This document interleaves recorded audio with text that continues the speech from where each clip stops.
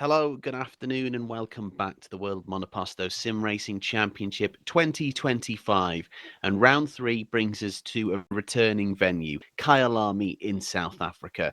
The last time we visited Kyalami, the championship was just 2 races old, and the rain fell hard. Today, while things have moved on a lot, some things do indeed stay the same. We're expecting another wet afternoon, and this could be a very interesting race indeed, as the pecking order seems to have changed slightly once again for the third race in a row. So, before we get into it, it's lovely this afternoon to have a returning voice as well, as Robin Ciuman comes back to the championship. Robin, good afternoon. How are you? Thank you. I'm fine, and yeah, glad to be back, and really looking forward to this one. The first race we have with these new tire regulations. I'm sure we will talk about it later. Yeah, very much looking forward to this one. Kyalami is a great track, and with the rain, yeah, it's gonna be exciting. Absolutely, and we've just got a call that quality is starting. Before we jump into that session, though, let's have a quick look at the standings. And Pascal Polands leads by 1 point, despite not having won a race so far. Consistency so far proving king.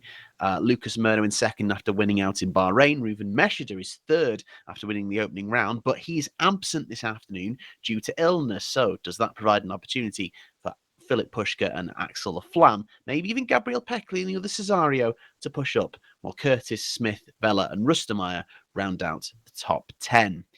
In the constructors, Vanguard Engineering lead again, consistency putting them a point clear of SCMM, but a really engaging three-way fight between those teams at the top, building. Debutantes United Racing Club, currently best of the rest, ahead of Holland Racing Team, who returned to the points last time out. Lucky Hamish in sixth ahead of Better Julia, while Infernal Void, Potenza, Velocita, Bravo Snow, and Magnum awaiting their first points. And very quickly, the weather, as we have alluded to this afternoon. We are expecting rain.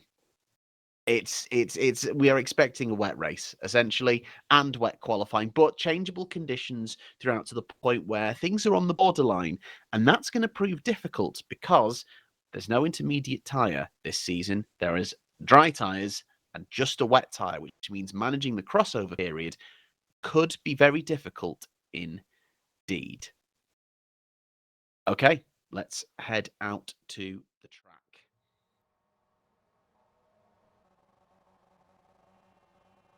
And welcome to Kyalami. Initial look at the conditions. Currently, we're showing 0% rain. I don't know if the server's refreshed. I think it has. There we go. So we are about to start the 15-minute session. A little bit of glitching there, I think, as everyone queues up at the end of the lane. And I think, as I see on the live timing, I think there is currently rain falling. So the track is damp, and it shows 30% rain for me. So, depending on how this develops, it's very, very important to get an early lap in. Absolutely, it is.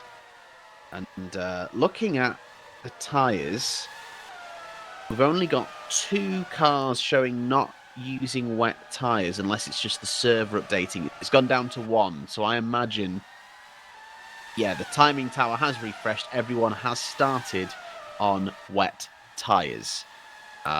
So it's an interesting side. Daniel Benson, really the one leading, is out. Usually, Pascal Poland's very keen at getting to the front of the queue, but maybe not quite so keen.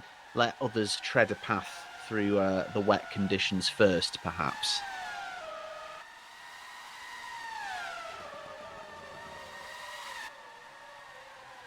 So Yeah, but I think he's immediately putting pressure on Daniel Benton reader, so we might see the first bit of racing action even before we see the first flying lap of the day.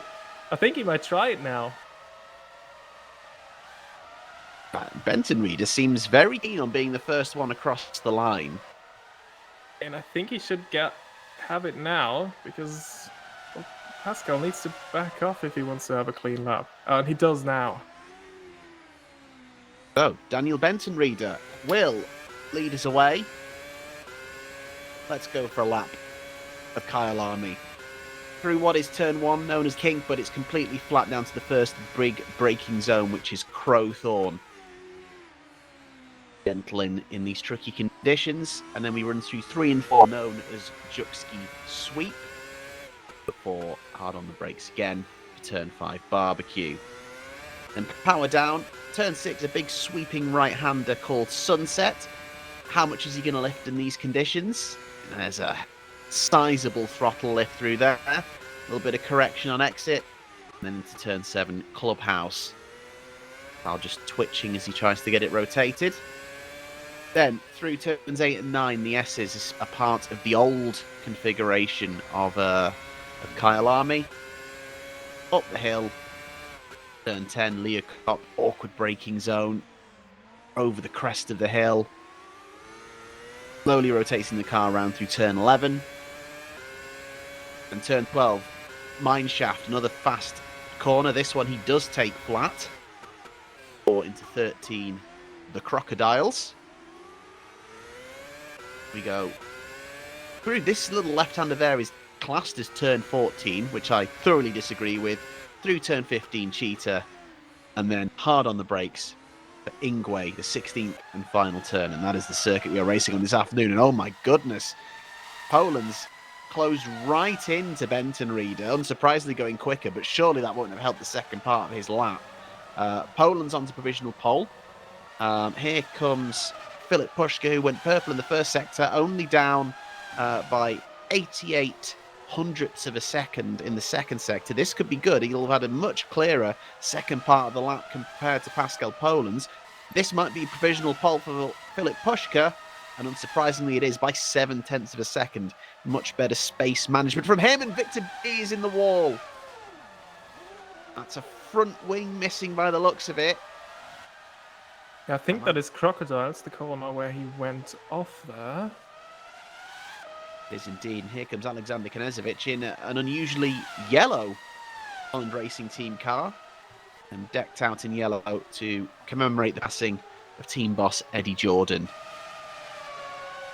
Meantime, Lucas Murno lighting up the timing screen.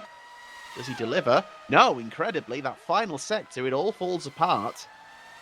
And he's going to provisional second. La Flamme in the meantime, and the other Vanguard up to 4th. Oh, look at that. Gino is filling in the second Potenza. We were unsure if we will see both Potenzas, because Meneghetti is filling in at SCMM for Ruven Meshede, who I've seen in the chat. He is unfortunately lying in bed because he's not feeling well. So get well soon, Ruven. Hope to see you back next time. But Meneghetti filling in for him, and Gagiano filling in for Meneghetti at Potenza.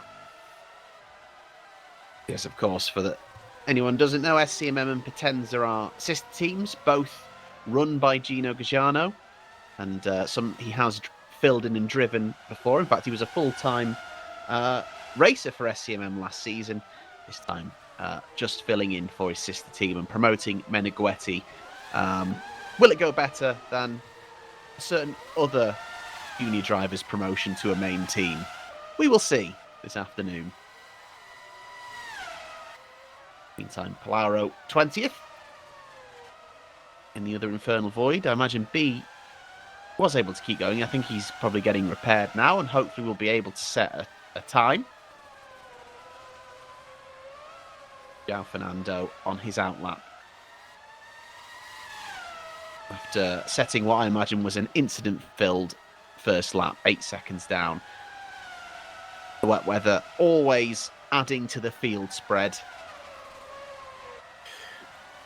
Important weather update. I see that the rain has stopped. So the track wetness has gone up since the beginning of this session, from where it was 5 to 15%. It is now at 15 to 40% wetness, but no new rain falling at the moment. So we might see a few quicker laps in a couple of minutes, depending on how much water will be well, and how dry the track can get to the end of this session. Just 8.5 minutes to go. And this is going to be the interesting thing now. So as mentioned, there are 3 dry compounds, soft, medium, hard. But there is only one wet compound, which is the wet tyre, the blue wall tyre you're seeing everyone run.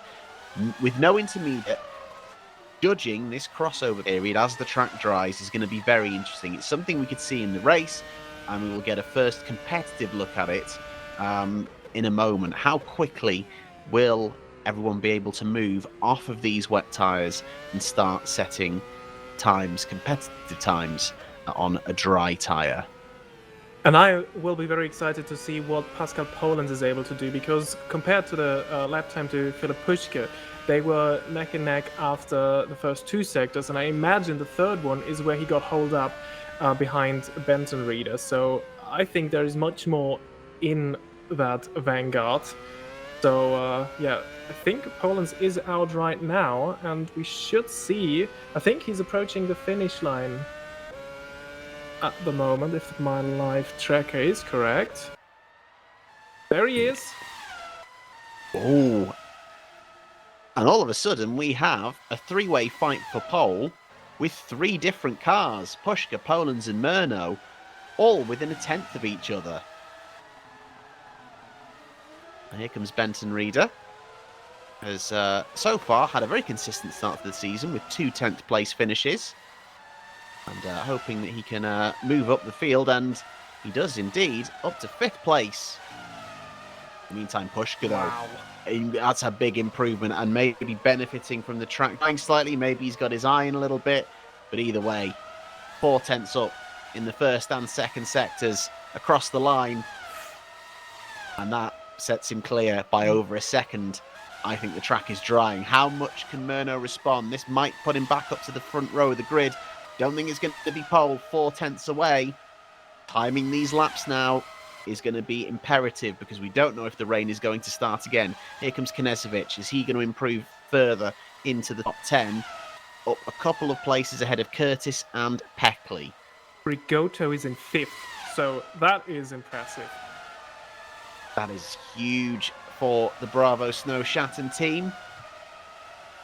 Yet to score points in their debut season, but Rigoto has seen points in the past. Previously racing for SCMM in the first season.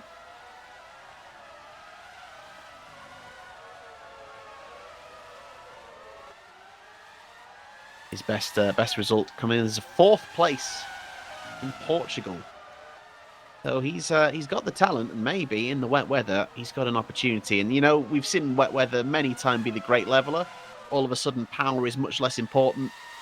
Grip and car control are the key points of the day, as Aaron Curtis illustrating the point perfectly, up to 4th, ahead of one of the sister cars of the Vanguard Engineering. In the meantime, Misha Smith up to 5th.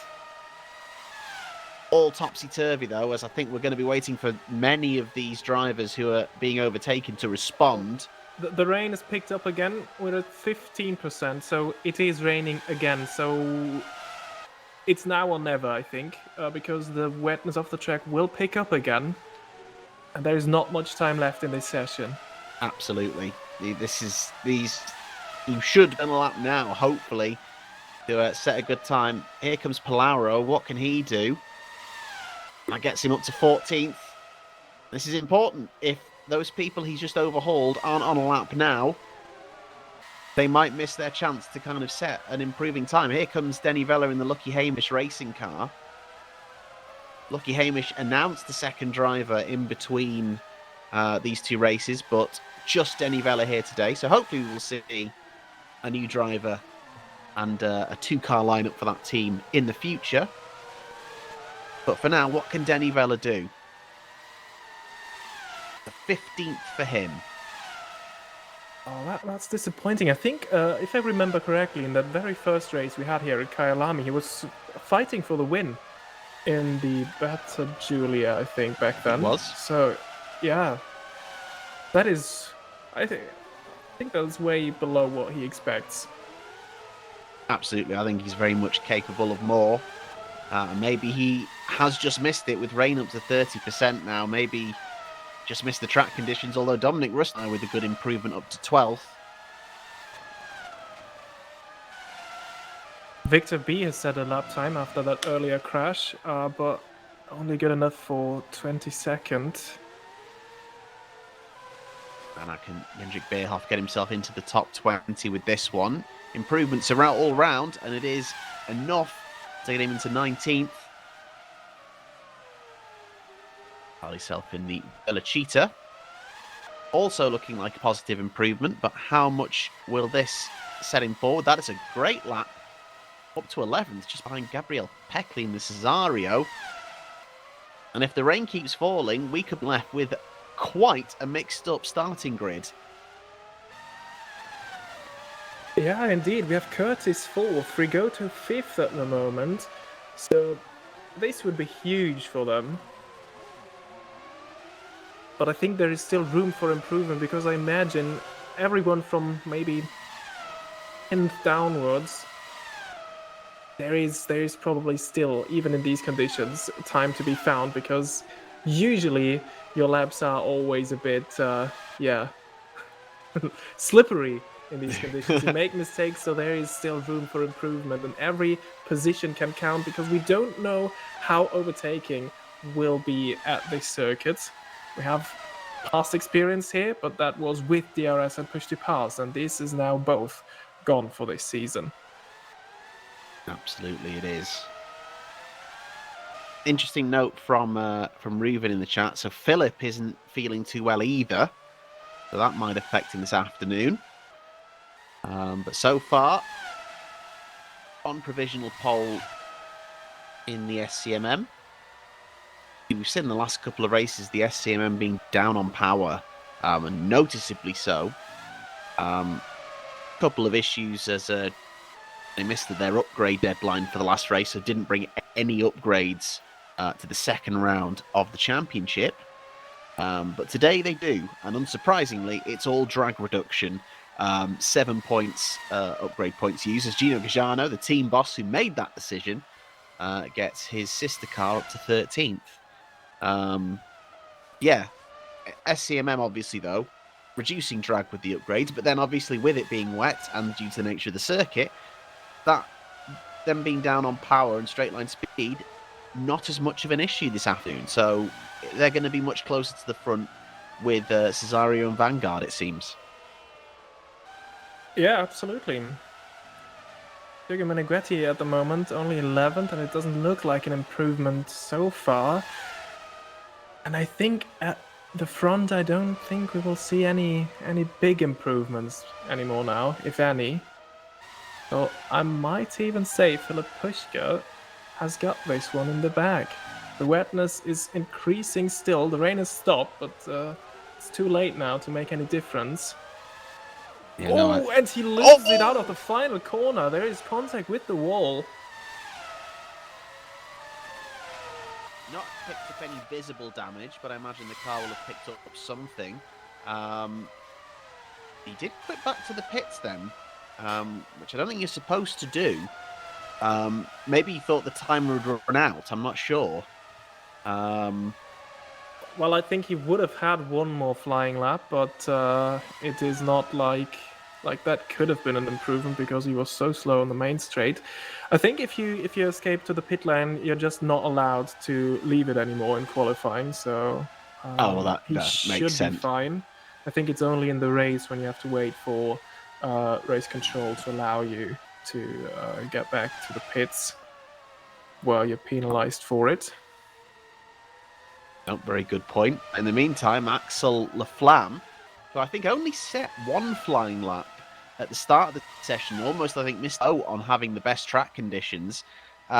He's out here maybe trying to set something. It's not looking too bad in terms of sectors, 2 personal bests and only 3/10 down. So despite the track maybe not being at the best conditions of the session, this could still get him into a decent position. He's timed this to the very end. It could be front row if he keeps that up. I think it might even be third. He could beat Poland's. It is. Wow.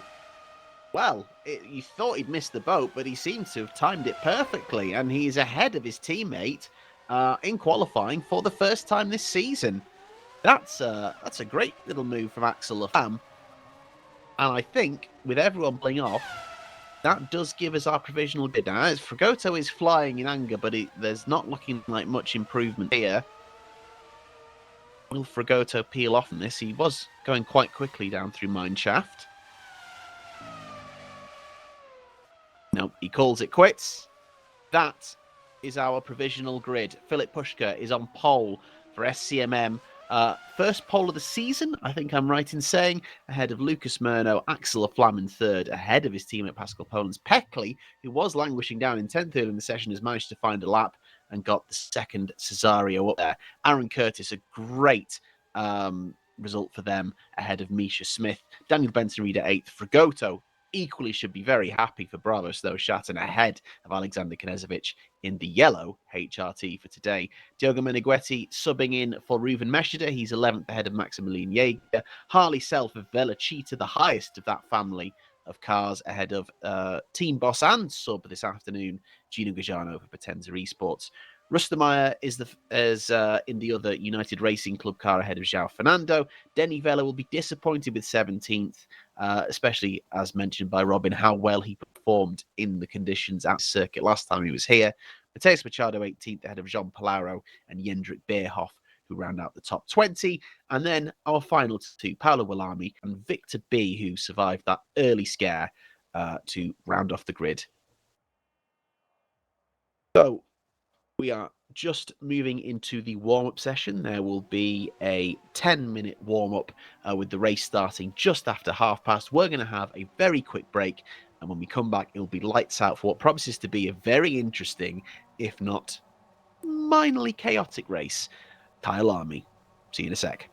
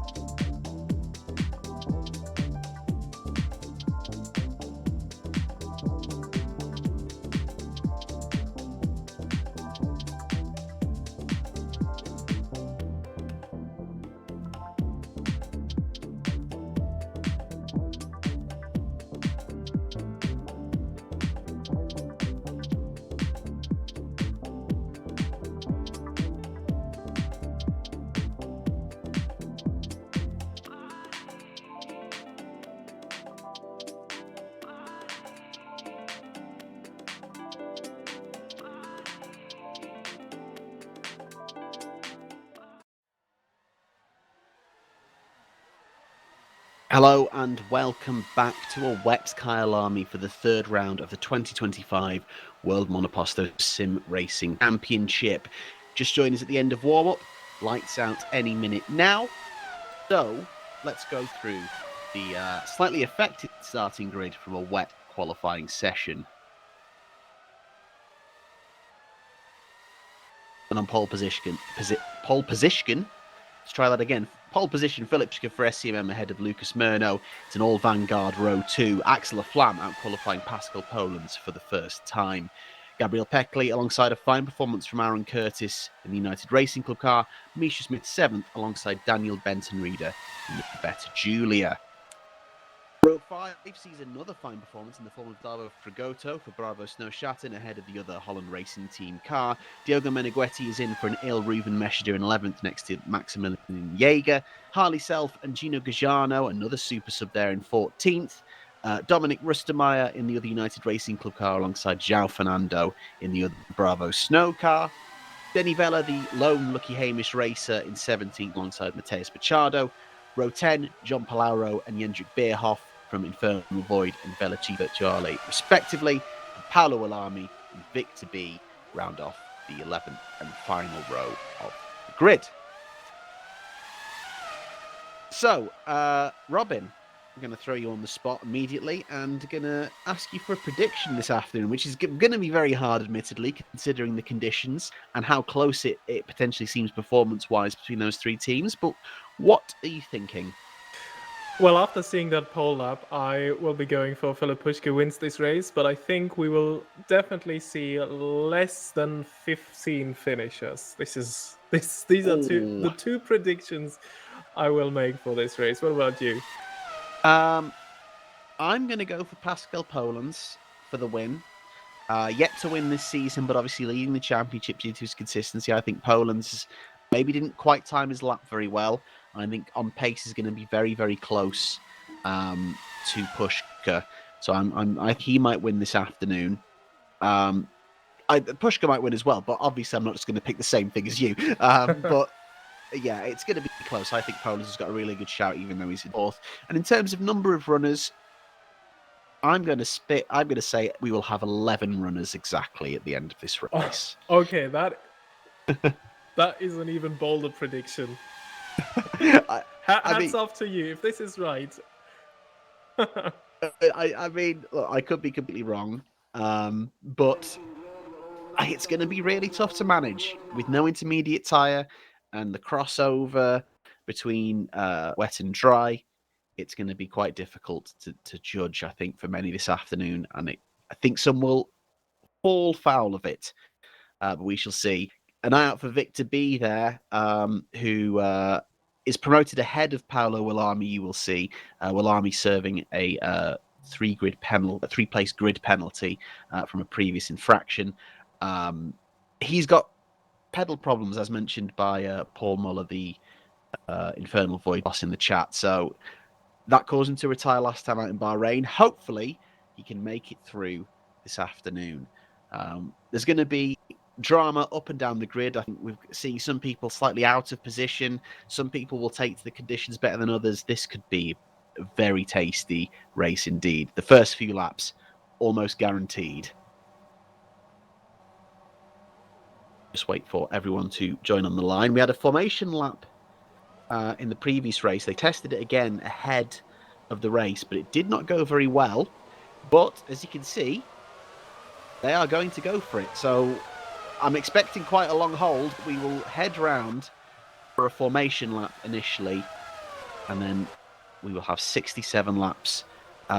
Initial forecast, it is not currently raining, but the track is at 40 to 60% wetness. So very much starting firmly in the window of wet weather tyres.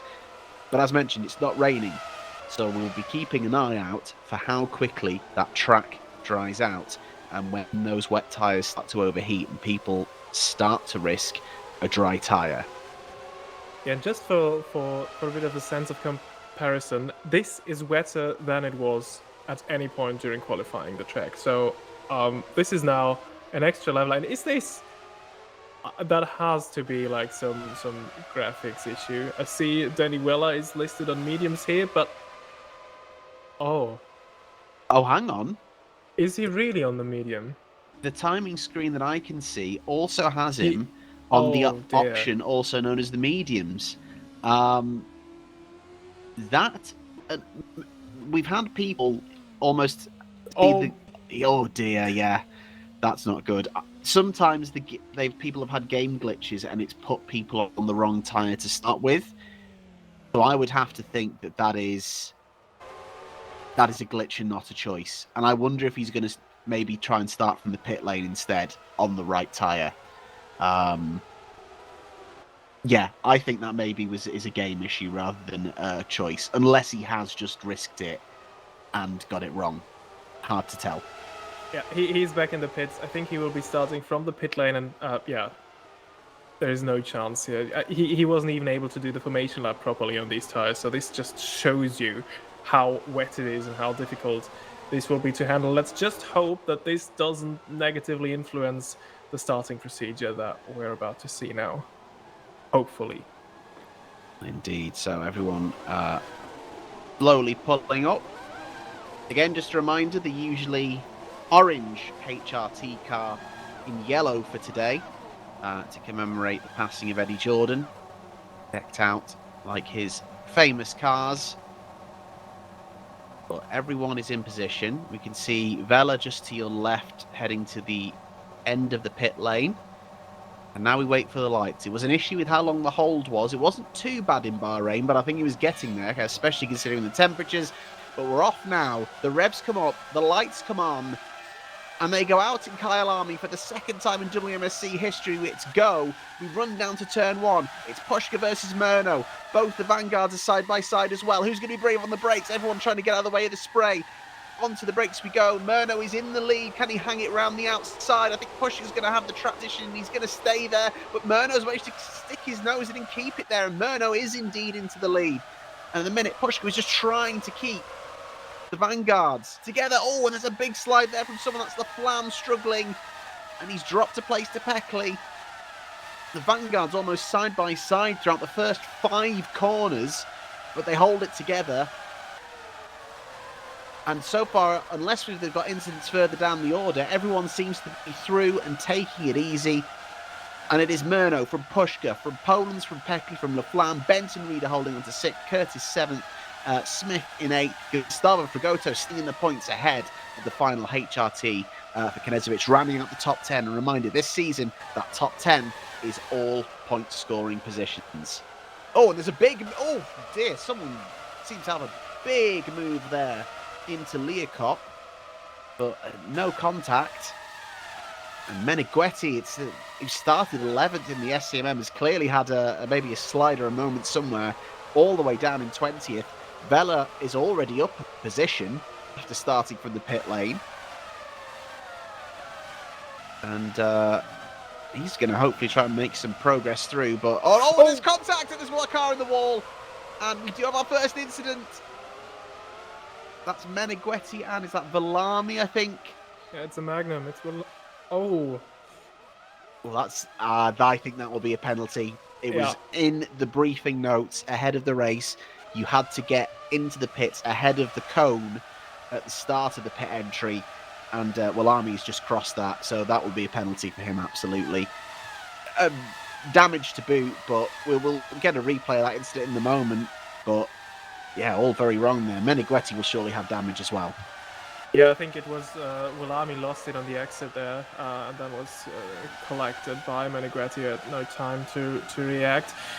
I think even taking the penalty for Willami is actually worth it, because doing a full lap in these conditions without a rear wing. Oh, and I was just about to say, Gabriel Peckley has flown down the order, and I think maybe LaFlamme has caused an issue there. Yeah, as you rightly say, Robin, Willami lost it. Meneghetti just couldn't get out of it. Tipped him round. Almost collected, I think that was Vela as well. But yeah, that's not ideal. We'll get back to that, the LaFlamme incident, though, because yes, Benton Reader has now managed to become the benefactor. Meneghetti's just been warned by race control for an unsafe rejoin. But yeah, Benton Reader seems to have benefited from Laflamme having an incident with Peckley. Laflamme, though, is trying to attack back. Goes round the outside, so Laflamme has a 10-second penalty now to deal with. But that's a good little bit of racing there from him to try and get back up there. And if he can go with top 4 group, he might be able to neutralise that 10-second penalty, but it certainly hasn't made his afternoon any easier. That being said, Gabriel Peckley's has just got a lot harder going from the top 5. He's down 13th. What can he do from there? But Benton Reader now drops back down to 5th and leads Curtis Smith Knezovic. Frigoto has dropped down behind Knezovic. Maximilian Jaeger in the points for the first time. And we are about to have a full course yellow. And everyone is now on the limiter. We saw this last time. There was the controversy of There is a car in the wall. It's B, I think. Oh, Victor B. And for the second race in a row, a full course yellow is brought out by the infernal void of Victor B. He's missing a rear wing, so there must have been... Well, Paul Miller told us he had issues with his pedal, so let's wait and see if we get a replay of that to see what happened. As expected, a breathless first few laps. Obviously, we have the Laflamme Peckley incident, and now B causing the full course yellow. But as it stands, Lucas Murno leads, and they were very close together, yet Murno is now 2 seconds clear. Is this another case of judging when to put the limiter on at the proper moment? But the gap is getting bigger at the moment, so I don't know. I don't see... Okay, it's dropped now again. Oh, it might have been some... Or is he slowing to mitigate that? Yeah, I wonder if Lucas was trying to be a bit cheeky there. So this was the issue in the last race where it was Murno versus Poland's. Murno was on the slowing down way ahead of the countdown, whereas actually all you have to do is engage the limiter as soon as the countdown that race control gives you hits 0. So he's probably learned from that. As you can see, he's now almost 3 seconds up. It's obviously fluctuating due to the low speeds, but that gap is much bigger. I think it was only around a second before. Just over one, I think. Just over 1 second it was when the call came.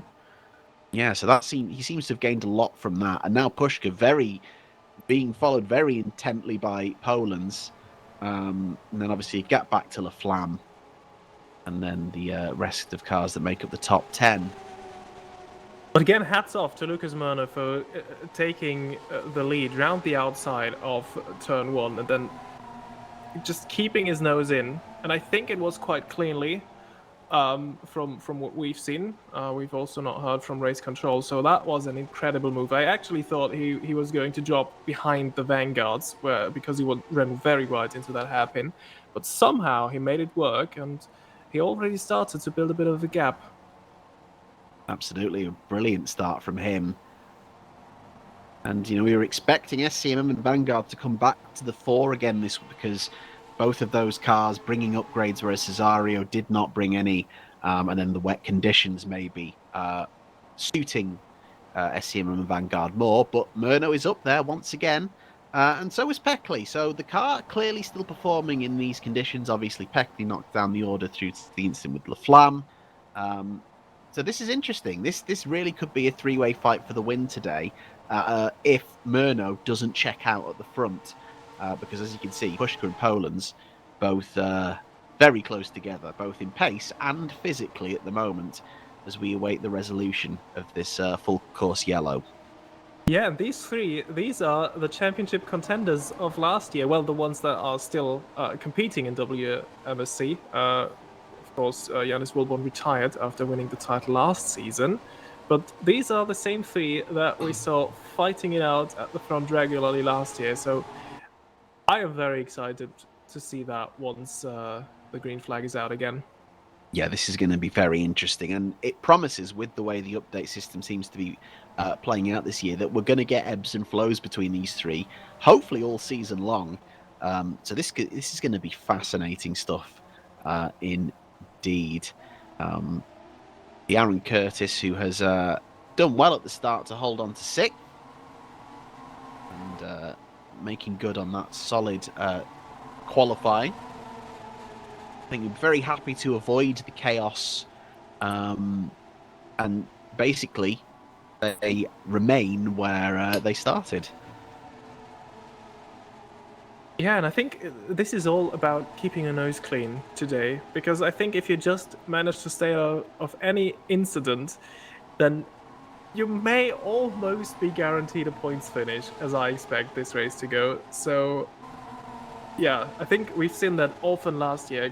Gabriel Peckley was especially good in that when he regularly scored points with a Potenza. So, oh, do we have Joao Fernando in the pits, or is this? Yeah. Looks like it. And actually, the rain, there is no new rain falling.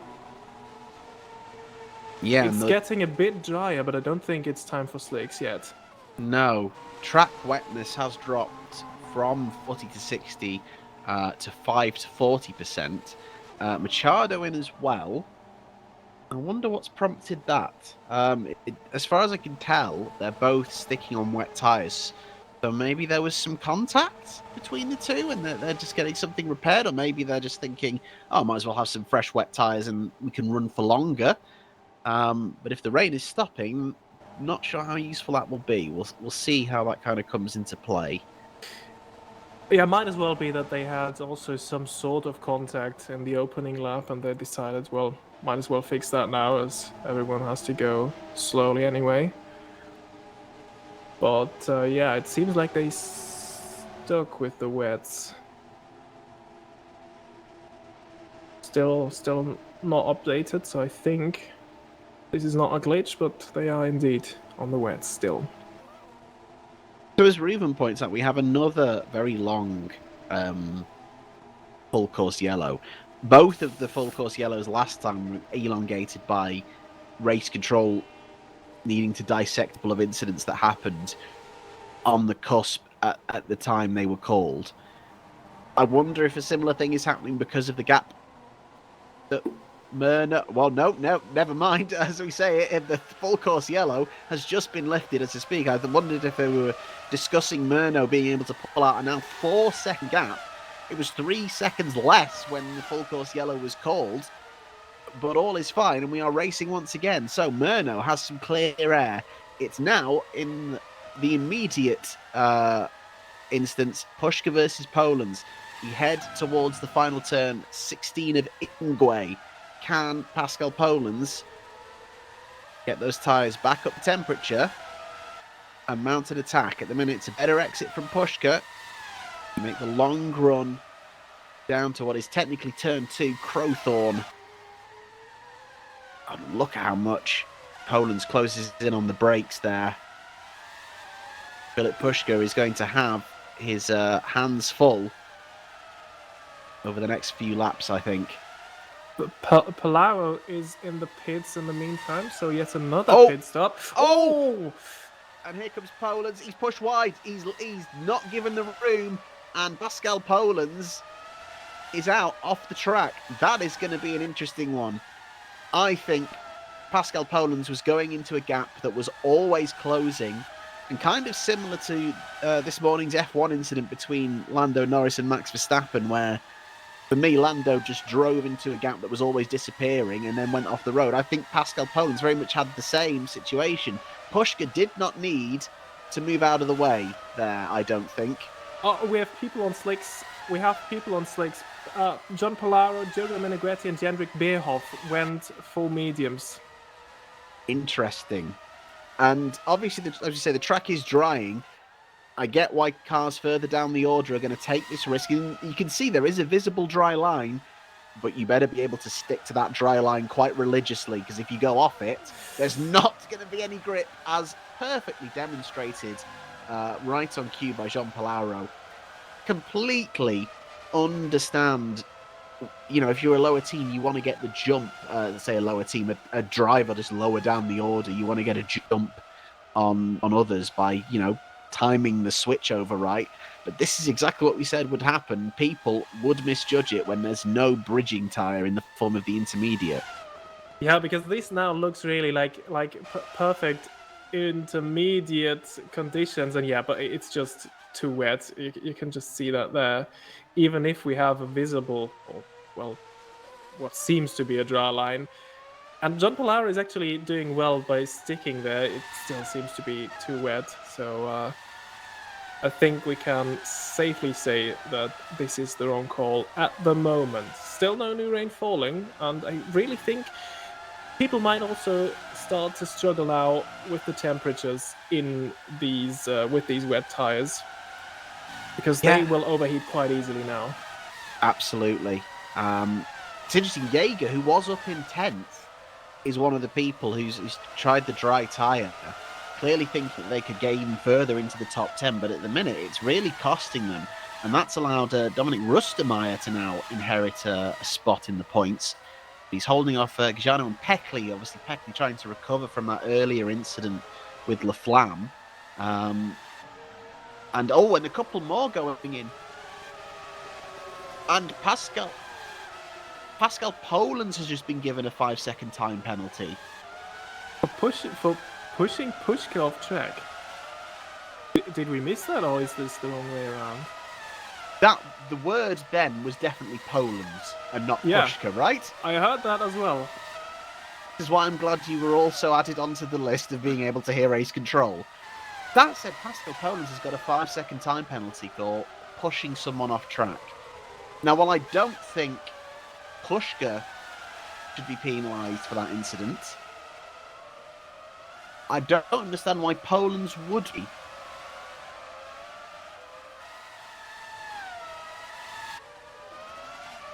Oh, okay. It's now they've just rescinded that penalty and it's now under review. Interesting call. If there's going to be a penalty for anyone, you would adjudge it to Philip Pushka. I personally don't think it necessarily was, but I can understand how the argument would be made. However, there is no scenario where Pascal Polens ends up with a penalty for me there. Yeah, absolutely. Totally agree with you. I was very confused when that call came, because it definitely said that Polens was to be penalized, and Polens is in the pits now. We have some drivers in the point scoring positions that went to the dry tires. These were Daniel Bentonreader and Aaron Curtis, who are now on the performance, which is the soft tire, and this is the tire that Pascal Polens is also going for. Okay, so we've now just had we've had the amended decision from race control. Pushka has been given the penalty, so I think it might have just been maybe just a word verbal error potentially from race control. So Pushka's been given a 5-second penalty for pushing Polens off track.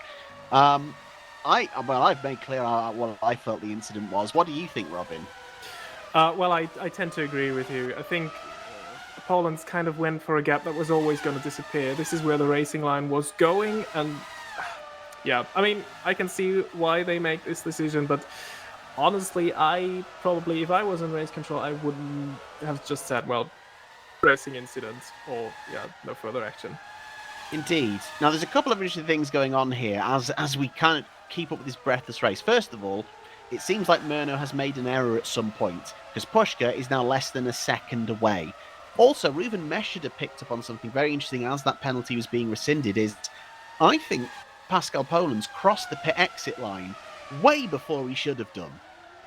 I'm sure you had to stay all the way to the left of that line. I will double check the race control notes, but I think he came across early, and I feel like people have been staying to the left all the way down, but I will confirm with notes.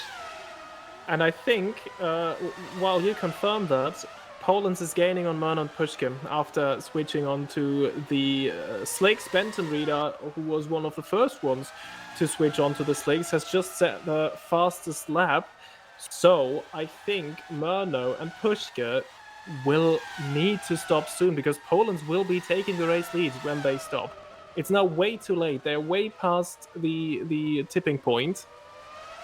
Unless, of course, there is a long-standing yellow now in Sector 1. And this is the situation here. Yeah, okay, after seeing it again, Poland's had his wheel alongside Pushka before they were actually going for the left of the track, and there is a battle now for the race lead, but that is soon to be for P2 only, because Pascal Polan's easily will sweep by now, because they have left it too long, I think. It's very interesting though. Like track wetness is still being saying at 5 to 50%. So technically, everywhere is still relatively wet. It's just the maximum wetness has come down.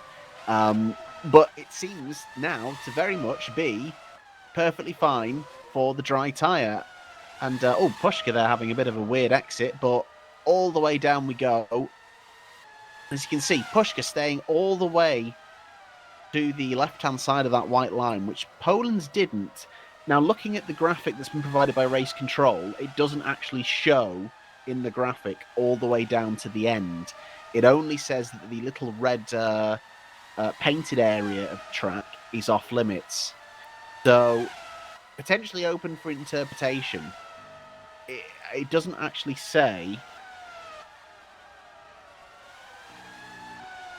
Yeah, here we go. It is required that no part of the car crosses the white line until cleared of the off-limits area. So the off-limits area in the graphic is the red painted area. So in theory, I think Pascal Polan's is okay, and everyone has just misinterpreted that decision. In the meantime, Denny Vella recovering through the pack now, up into the top 10. But I think he's dropping. He's still on the wets. He will need to stop, so this is only for a very brief moment. No new rain arriving still. So Danny Vella and Matheus Machado, the last two cars that are still on the wets and that are being, wow.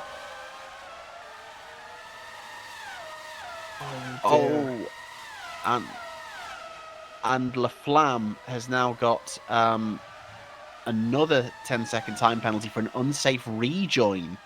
Flam said he really didn't feel comfortable in these conditions, and it was more about survival for him today.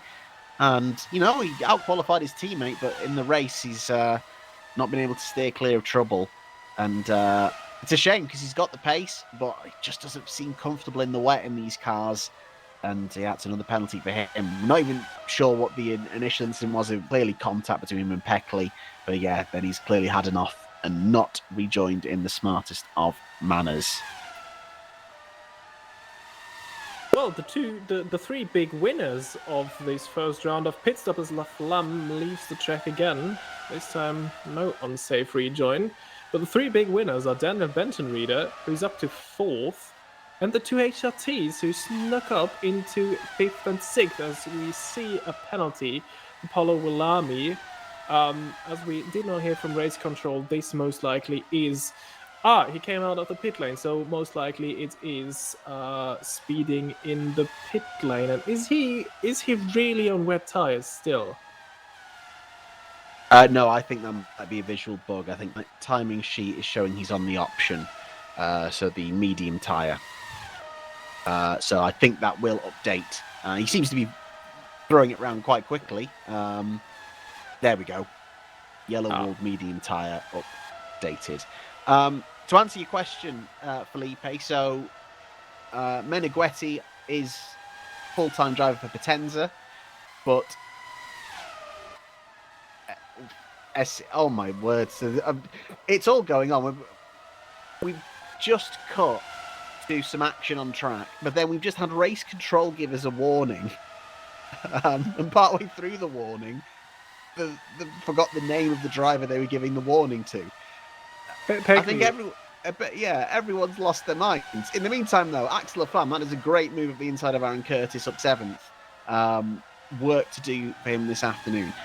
Felipe, I will try and answer your question before something else happens. Meneghetti is a full-time driver for Potenza Esports, but has been promoted today to SCMM, the sister team, because Ruben Meshida isn't well. And Eno Gajano is the team boss of both of them, is driving for Potenza as Paolo Willami's in the wall, and Virtual Safety Car is back. Right, we can have a chance to breathe now. We're only 13 laps in, and Paolo Alami is potentially about to retire the lone Magnum Motorsports car today. Going to be out. See what happens. So it's coming up to the final few corners. Tries to get the power on while still on the grass. Oh. Hard into the wall. Yeah, that's unfortunate. Paolo Alami out, I would imagine, for Magnum Motorsports. Wow. So, to recap, as Axel Flam goes into the pits and changes tyres again, it seems. To recap, as I was about to say, Pascal Polens did not break the rules then in terms of crossing that white line, as you've seen Axel Laflamme just do. They just have to be clear of red painted area on pit exit to do it. And okay, I think everyone's just going to come in and try and get fresh rubber now to make it last as long, because obviously it's been a wet race. They don't have to worry about running different compounds, but they also want to run these tyres as long as they can. Still no new rain. Track wetness is down from 0 to 15%, so it is getting closer and closer to dry conditions. So, that was unfortunate. The SCMM queued up in the wrong spot behind the Vanguard and has lost a load of time. Murdo is back in the... Well, Benton Reader is in the race lead because he didn't opt to go for fresh tyres. He rather chose track position, but Lucas Murno is past Pascal Polens. What is going on? Absolutely madness. Pushka seemed to line up there behind Poland's and lost so much time there. But it's only cost him a little bit of track time. He's only down to 4th. But dear me. So now the current order is Benton Reader, Murno, Poland's, Pushka. I know Benton Reader hasn't stopped, but in fairness, they weren't on the dry tyres for that long ahead of that stop. So unless they're properly burning through the tyres in these wet conditions, which I can't really see, I'm not sure what's happened. Right, here we go. Oh, is it Meneghetti we saw? Oh, Meneghetti. Oh, okay. Meneghetti queues up behind the wrong car. Oh, is it the Potenza? What is that? No, it's Was that Poland's? Yeah, it was Poland's. But I then would have understood if he would have wanted to go into the Potenza pit, because that is where he usually goes. But oh, what a shame. And that did still delay his teammate, as you can see, because he was queued up behind for a second there. But now we have madness. Anyway, so worth noting, virtual safety car is just a standard safety car. It is virtual because we cannot see a safety car. So as you can see, the back will bunch up again for a restart. This is not a full course yellow, where essentially what is known in Formula One as a virtual safety car. We like to keep things clear and concise here at WMSC. So yes, this is essentially a standard safety car procedure now. And Benton Reader will have to hold off the pushing Murno, Polens and Pushka on the restart. Dijano is up to 5th. I imagine also not stopping. Super sub roll. Now we have...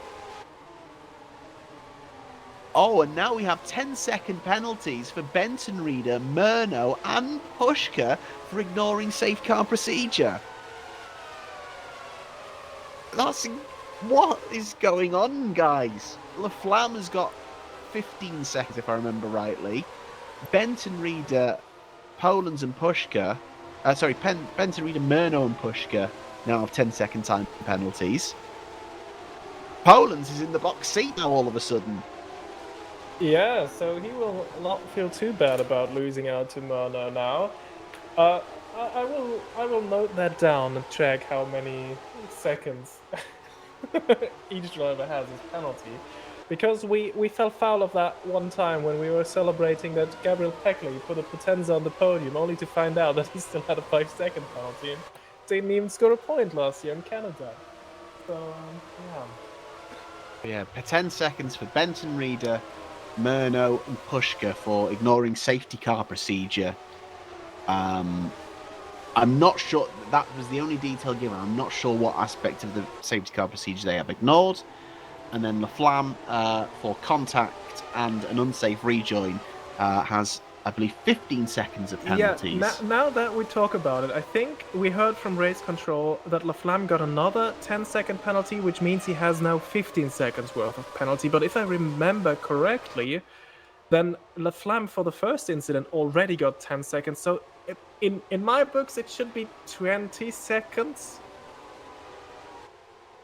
I agree, and I bet race control just said they're going to be checking all these incidents after the race as well. So we could be very much in a situation where we don't have a proper result when we come to the end. It's very rare that that happens in WMSC. I'd say Canada last year was the only other occasion where we saw things really change afterwards.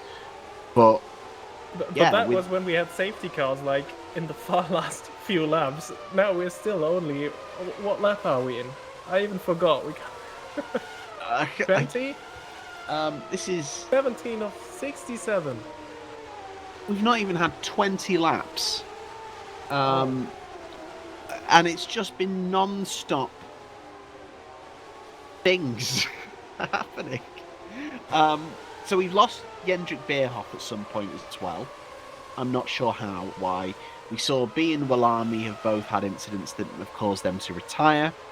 I can see race control flitting about in the TeamSpeak server between teams, just clearly discussing lots of incidents with everyone. They've got their hands full today, to say the least, and there is a slight bit of confusion. So let's just line up with what we see. Benton Reader leads from Murno, Poland's Pushka, Gajano, Smith and Knezovic. Curtis, who we're just running with now, is 8th ahead of Laflamme. Maximilian Jaeger rounding out the points positions. But there are penalties within that top 10 for Benton Reader, Murno, Pushka and Laflamme. So all of them could drop down the order depending on what happens. As it stands, and we've just had the call from race control. Safety car will end at the end of this lap. So now, Daniel Benton Reader will control the restart. He may have a 10-second time penalty, but there is still a long way to go. You could build up 10 seconds in that time. You might as well race like you don't have a penalty. How much will he put up a fight against the 3 cars behind him who are in the box seat for the championship fight at this early stage? Yeah, especially since Murno and Pushka have exactly the same penalty, and we have an aborted restart. Wow. We are having an afternoon.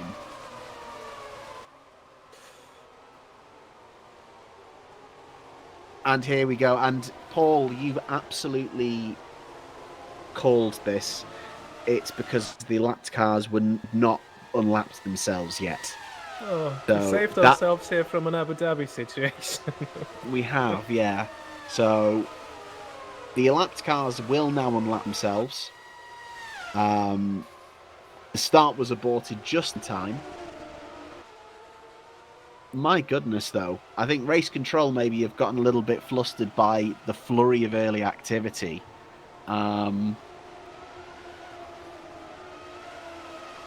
Dear me. They all deserve a drink after this is over, but as we've found out, it's not even a third of this race is gone, so...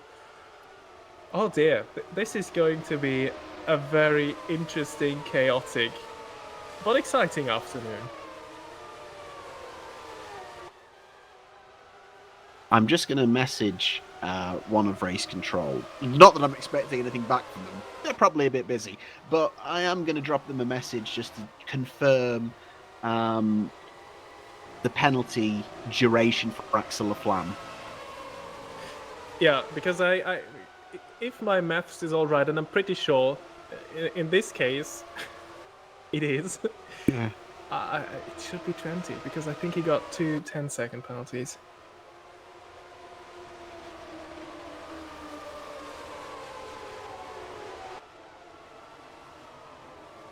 Well, anyway, we are reaching the end of that lap slowly, and this time we should actually see a restart. I see on the track map that the lapped cars are around halfway around the circuit. So I think there's enough clear air to have a proper restart now. I think this is a very new situation also for Daniel Benton Reader. This is the first time that he leads, and it's a very early. He puts the hammer down, and it has caught Murno napping, I think. That is a very early restart. And he's done it. Spot on. Half of the 10 seconds already taken care of. The confirmation from Mark Jordan, it is indeed 15 seconds for Axel Laflamme. Maybe one of the penalties was misspoken and should have been a 5-second penalty, but it's 15 for Laflamme. So we've got side-by-side action between one of the Bravo Snow Shatton cars. I think that's João Fernando racing Denny Vella. And Vella in a Bravo Snow sandwich at the moment. Fragoto just ahead. Such a shame Fragoto's missed out after his great qualifying. But I have a feeling things could swing the other way yet in this race, especially if the rain returns. In the meantime, Benton Reader has already been overtaken by Lucas Murno. Murno is through and clear. Poland's now is going to be absolutely chomping at the bit to get through. Sure, he's the only one of that top four without a 10-second penalty at the moment, but he obviously wouldn't like Lucas Murno to go out and build that gap. And as well as him being stuck behind Daniel Benton Reader, he may be under pressure from Pushka. So, big moment now for Pascal Polands across the line. Murno sets a new fastest lap of the race, but Polands comfortably through. And vitally, Pushka hasn't gotten through, which means he's got an opportunity to relieve a bit of pressure. Poland's now chasing after Murno. Pushka is very impatiently going to look to try and make a move into Barbecue, but doesn't. And now we fly through Sunset. He set something up for Clubhouse maybe. Now the dirty air means he's going to have to back out a little bit. And he might have to wait now all the way through to, I don't know, at least Crocodiles turn 13 maybe to try and make a move. So he's going to lose a fair little bit of time to Poland's now behind Daniel Benton Reader. Oh, and I see in the chat Daniel Vaz with an interesting message there. Race Control didn't call it to restart, and I think, there might have been some sort of confusion as well with the drivers, because when the restart was aborted, it was actually told from Race Control, we hear the calls as well, that they were gonna delay it by one lap, and there was no new call that lap later. So I think Daniel Benton Reader just thought he heard, they said that, and he just went, and maybe Murno and the others were caught out by that. So that is why he might have gotten away so easily at the restart.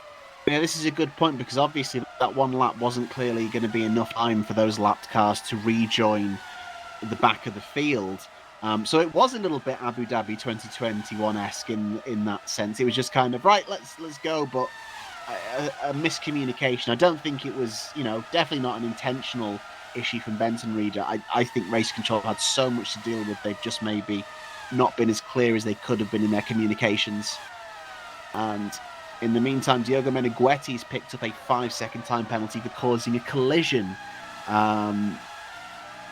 So, yeah, I think Benton Reader has heard the initial call that it's going to be delayed by one lap. Has not heard anything else other than, yep, one lap, so the next lap I will go. And actually, what should have been the call from Race Control is, start aborted, we need to wait for the lapped cars to come back past. Yeah, but I think I get Benton Reader. I don't think he has done anything wrong, because the call initially was, it is going to be delayed by one lap, and that to me means, the next lap you go. So I would not have expected.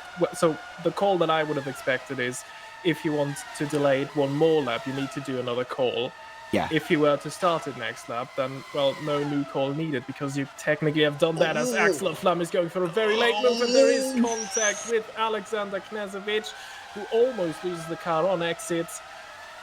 This, I think, might be another investigation coming Laflamme's way. Yeah, he lets him through. he lets him back through. He knows, and fair play to him for doing so. I don't think he wants any more penalties this afternoon. But he's clear now. He's in the dry. You can see he's clearly racing and pushing again. He wants to get back up there. So Laflamme is going to have to work really hard to try and get himself back into the top 4. 2 4th-place finishes so far this season for Vanguard. Really solid start for him, but it's been a rough afternoon, it has to be said. Knežević, though, in the meantime for Holland Racing Team and Smith will both be very happy.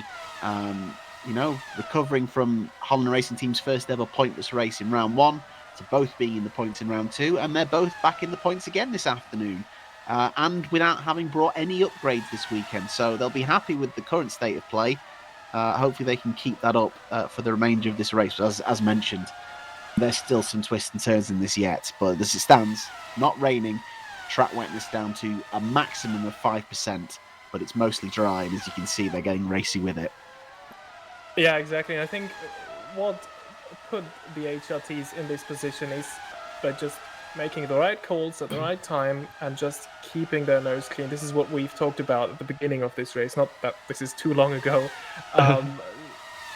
This is the way to approach these races, and they could be in for a big haul of points if they can keep this up. But at the moment, Knežević has his hands full with defending from Axel Laflamme, who is, as you said, very, very racy now in these dry conditions.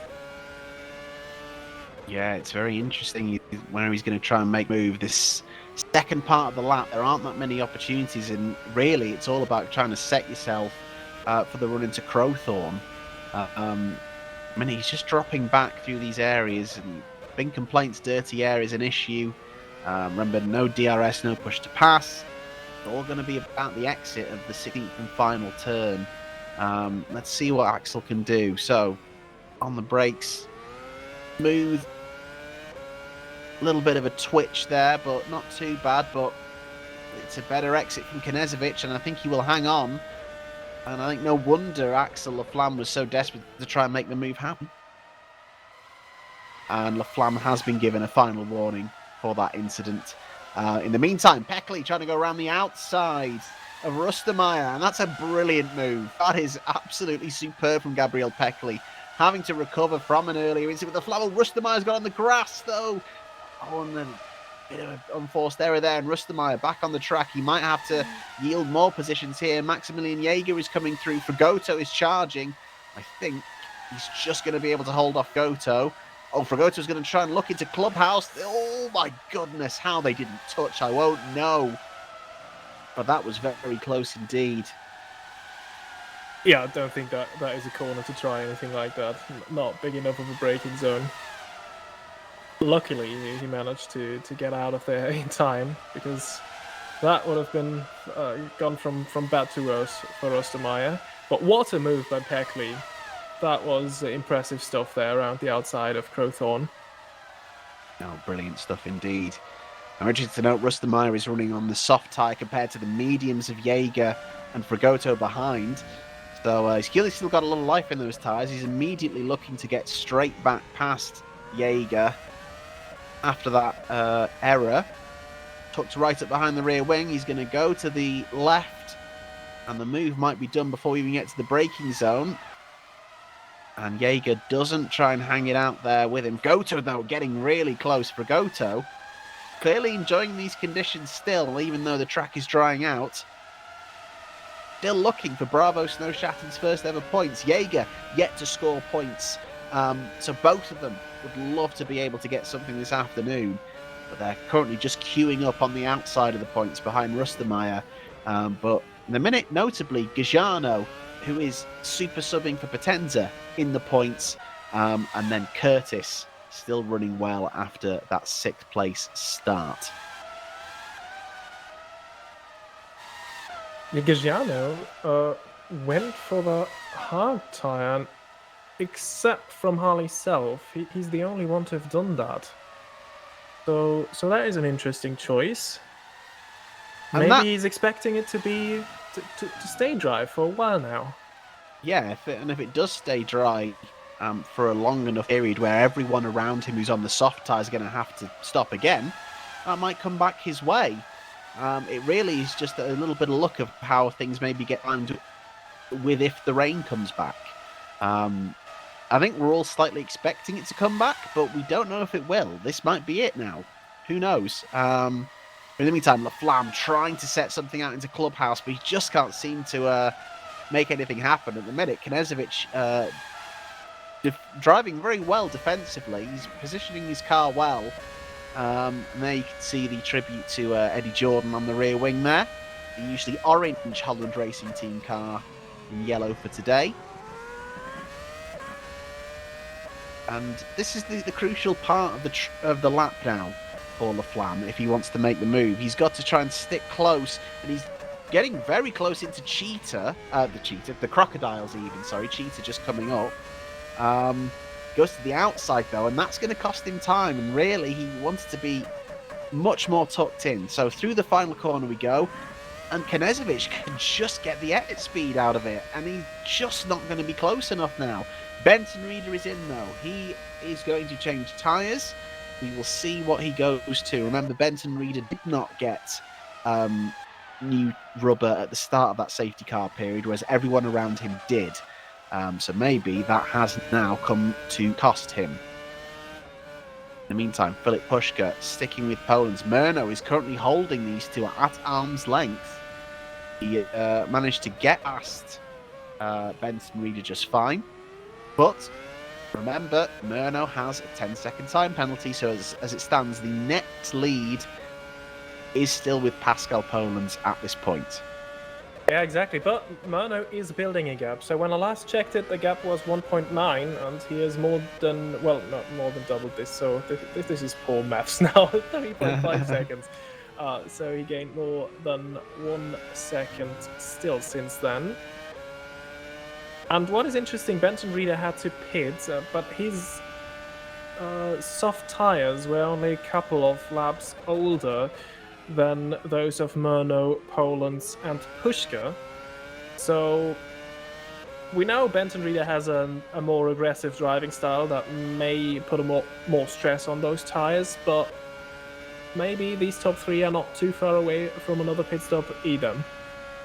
Quite possibly, and that would bring some credence to Gajano's strategy of being on that hard tyre. It's already gained him 1 place. Now he's ahead of Benson Reader.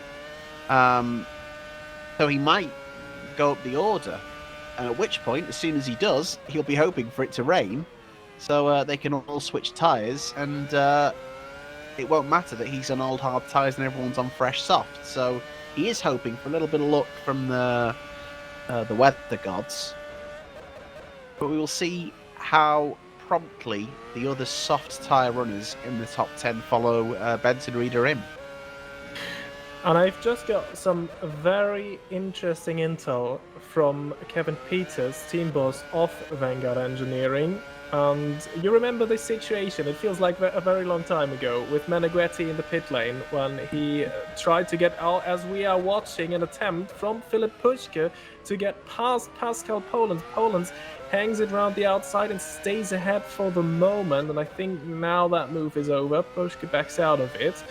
But yeah, the information I got from Vanguard Engineering is that Polens has picked up some damage from that situation in the pits when Meneghetti hit him as he was trying to park in the wrong pit box. Now, an interesting point from Danny in the chat there, but Race Control have announced 15-second penalty for Murno. So an additional 5. And you're right in saying that has not been verbally announced. If it's been announced in a chat somewhere, we've not seen that at all. So as far as we're aware, Lucas Murno only has 10 seconds, but he may very well have 15. And yeah, I agree. I no idea where he's gotten that, if that's true. So yeah, Race Control are struggling this afternoon, it's fair to say. They need more people for races like that. They need one for every driver. When it's raining, they need at least double the capacity. As I say, it's in the dry, it's not so bad, but Yeah, the wet weather has brought the chaos this afternoon. Benton Reader, in the meantime, is already past Rustermeyer and will probably make a move on Gagiano in the next couple of corners. Just in time, as I expect. Benton Reader. Well, it was a decent exit by Gagiano, even though he looked sideways a bit there. So he is already defending. Benton Reader goes for it, but Gagiano stays ahead. Gagiano really trusted that Benton Reader wasn't going to try and throw his nose at the inside there. He swooped across onto the apex there. But he holds on, and he might hold on for another lap, but I feel like it is only a matter of time. And Rustermeyer is looming as well, just in the background. But yeah, Gino Gagiano trying to make this hard tie strategy work. And I think for it to work, he needs the rain to come back a little bit sooner rather than later. Oh, and Gagiano's off. He touches the grass and he's lost the place. And that is a cheap way to lose 9th place. And Rustermeyer is now immediately on the back of him. What a shame. We are praising him at the moment and immediately. Maybe the first bit of commentator's curse this year. It's been surprisingly light so far, so maybe things will start coming back around. But here comes Rustermeyer. Let's see if he can maybe make a move stick into Crowthorne. And again, Gagiano with a good exit from the final corner. Yeah, this one is so crucial because this essentially is the only big overtaking zone on the track. I thought Rustermeyer was going for it from a long way back. Luckily it didn't, because that one would never have worked. No, absolutely not. Rustermeyer is, again, a matter of time, I feel like, with the difference in rubber. But Rustermeyer's softs aren't going to be too old. However, Pascal Polens is... And he's into the pits. I wonder if he's going to try the undercut here, close that gap to Murno, and maybe get a little space between him and Pushka. So as it stands, that is soft on the timing tower. A penalty for Polens. No! And that, considering that's been done automatically by the game, that is absolutely going to be pit lane speeding. And now all of a sudden, everyone who is in with a shot for winning this race has a penalty. Misha Smith and Alexander Knazovic will be rubbing their hands at the moment. I genuinely, the mind boggles. There is something in the rain in Kyalami. Reuven, I think you should be happy you're not driving in this. It would have just made you feel more ill. Dear me. So, Misha Smith and Alexander Knezovic, 4th and 5th in the HRTs. Knezovic, notably, still holding Laflamme behind him as well. It's incredible. Now here comes Murno, immediate response. So obviously Murno may have a 15-second penalty. But may not be aware of the fact that... What's that? What's happened? Murno stopped! What's happened? Oh, that looks like a hardware issue or something.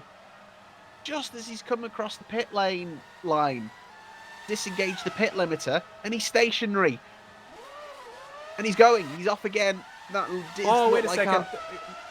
Is it serving a penalty? No, sure. No, he won't be serving a penalty there. That's not how you do that.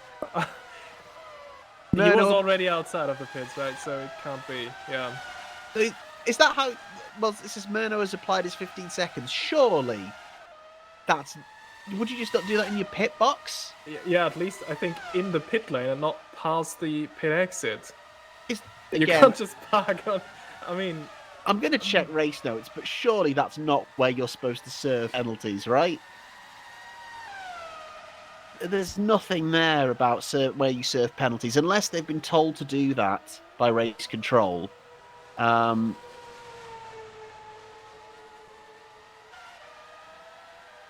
Danilo Vest says he has applied his 15 seconds, but... Mark Jordan of Race Control just confirming to me that what Poland's did was indeed legal. The end of the pit exit line is defined by the end of the red carpet, as you can see. You see it now with Pushka. So as soon as you're clear of that red line, you can move across. I feel like everyone else has interpreted it as stay to the left of the white line all the way down. But yeah, as we kind of thought earlier on in the race, yeah, what Poland's and La Flamme have done is completely legal. They can cross that white line once the red area has ended. So thanks to Race Control for confirming that. So indeed, Murno seems to have served his penalty by doing that. Oh, and La Flamme in the meantime is getting very impatient once again, pushing Gino Gajano along. Obviously, La Flamme, contact no. again! I think La Flamme might be having another penalty for that. You can tell he's clearly quick again in the drive, but he just can't seem to make the move stick this afternoon. So, in the meantime, we join with Misha Smith, who is just behind Philip Pushka. Now, Pushka, I believe, has just stopped. And served his penalty, apparently, as well. Okay. All right, let's have a little look at this. So this is Misha Smith. Versus Philip Pushka, I think. Yeah, Pushka was in the pits in the meantime, as you were clarifying, and also served his penalty. So this is why he dropped behind Smith, and this is a good move by Philip Pushka, which should essentially put him back into the race lead, as now Knežević is in the pits as well, because we've seen Pascal Polens has received a penalty from the game, and that usually is a drive-through penalty that he will have to serve in the next couple of laps, and that might put him behind Pushka at least. Okay, so all being well, now it is flipped to the point where before Pascal Polens was the only person fighting for the win without a penalty. Now, assuming that Pushka and Murno have successfully served their penalties, Pascal Polens is now the only person fighting for the win that does have a penalty to serve, and this is non-negotiable and very straightforward. He will, as you say, Robin, have to drive through the pit lane to serve that, to get it cleared by the game, and I think he'll have to serve it within 5 laps, I think. So that will be happening very soon. So yeah, you go. I need 5 minutes. Okay, and you need 5 minutes. Bad news for you. Oh. So, okay, we just got the call. I have two bits of news. The one is Axel Flam has received the drive-through penalty, and this is the last penalty that he will get. This is like the final straw now. One more incident that is his fault, and he will get disqualified. So, regarding Lucas Murno, according to Race Control, he still has 10 seconds because that short stopping that he did is only worth 5 seconds, so there has been a misunderstanding. Apparently, Lucas Murno still has 10 seconds worth of penalty. Dear me, and obviously it was only verbally announced 10. Race chat was 15, not clear where the 5 was from, but he served that 5, so now he's back down to 10. Here's Poland serving his drive-through penalty. This is straightforward. He is clear. He now no longer has a penalty. As far as we're aware, Philip Pushka has served his penalty, which means the front two now, at least, are fighting for the win of this race, and they have no penalties to serve. Murno is in third and will have to serve another 10 seconds at some point, or have it added on to his time at the end of the race. And he is about 10 seconds ahead of Misha Smith in fourth. Benson Reader back up to fifth, recovering from his pit stop. I'm not sure if Benson Reader served his penalty during his stop, so unclear if he still has 10 seconds. Then it's Knežević, La Flamme, who's had a drive-through, or still has to serve his drive-through, sorry. And now we've got Curtis, and then Peckley's going for a move. Side by side into one, and he's making it stick up the inside. One move up the outside, one up the in. Gabriel Peckley there. Superb overtaking into Crowthorne. Yeah, amazing. And credit where credit's due. We just saw the pit stop of Aaron Curtis, and we've missed that in all of the stuff that has been going on. Curtis has been running fourth for a while now. So yeah, incredible afternoon for them. And same goes for Misha Smith, who currently is in fourth, and he's there on merit. He already served his second proper pit stop, so there might be a podium in it for HRT should anything happen to the top three. Absolutely. We said at the start of this race it would be about survival. And while in that we thought it was more to do with kind of the wet weather, which did cause issues to begin with, now it just seems to be general racecraft and infractions that are causing issues all across the field. As Knezovic and Benton Reed are now lock horns as we fly towards sunset. And Laflamme is just behind, so he's going to re-engage battle that he's been having with Knezovic as well, I imagine, very soon. But yeah, so many, issues, and race control definitely did get a bit overwhelmed, I think it has to be said. Yeah, it's been a bit of a messy afternoon, to say the least. And I think we can already announce any result that we will have in around, let's say, 45 minutes is very much only provisional, because there is a lot of stuff that still needs to be taken a look at. We already heard during the safety car from race control that after the race they will be reviewing whether there were any more safety car procedure infringements, which is why Pushkamano and Benton Reader received their first 10-second penalties, so there might be more coming after the race. And, completely agreeing with the general sentiment between Reuven and Danny in chat there that, absolutely things have to be much clearer when it comes to the written word and the rules. There can't be any confusion about what's going to happen, because then that leads to inconsistency, and it has caused some issues this afternoon. Obviously, Paul, team boss of Infernal Void and Velocita, will be disappointed by that restart happening when it did, because his cars had not completed, catching it with the tail end of the field. So they very much were in a bit of a no man's land on the restart when they should have been on the tail end of the pack. Obviously, then there's the inconsistency between serving and penalties. So it's rough, and it needs to be kind of addressed and much clearer. And as well, I think the clarity, it needs to be much more clear in terms of the pit lane line as well, in terms of pit exit and pit entry. Pit entry is pretty straightforward. But yeah, there's been confusion in many areas this afternoon, and it just needs addressing to, keep the racing, because there have been plenty of great battles on track, and we're about to hopefully see another one. Banging of wheels as Benton Reader tries to hold off Knezovic. She just leaves the space into barbecue. We go. Knezovic tries to switch to the inside, but thinks better of it.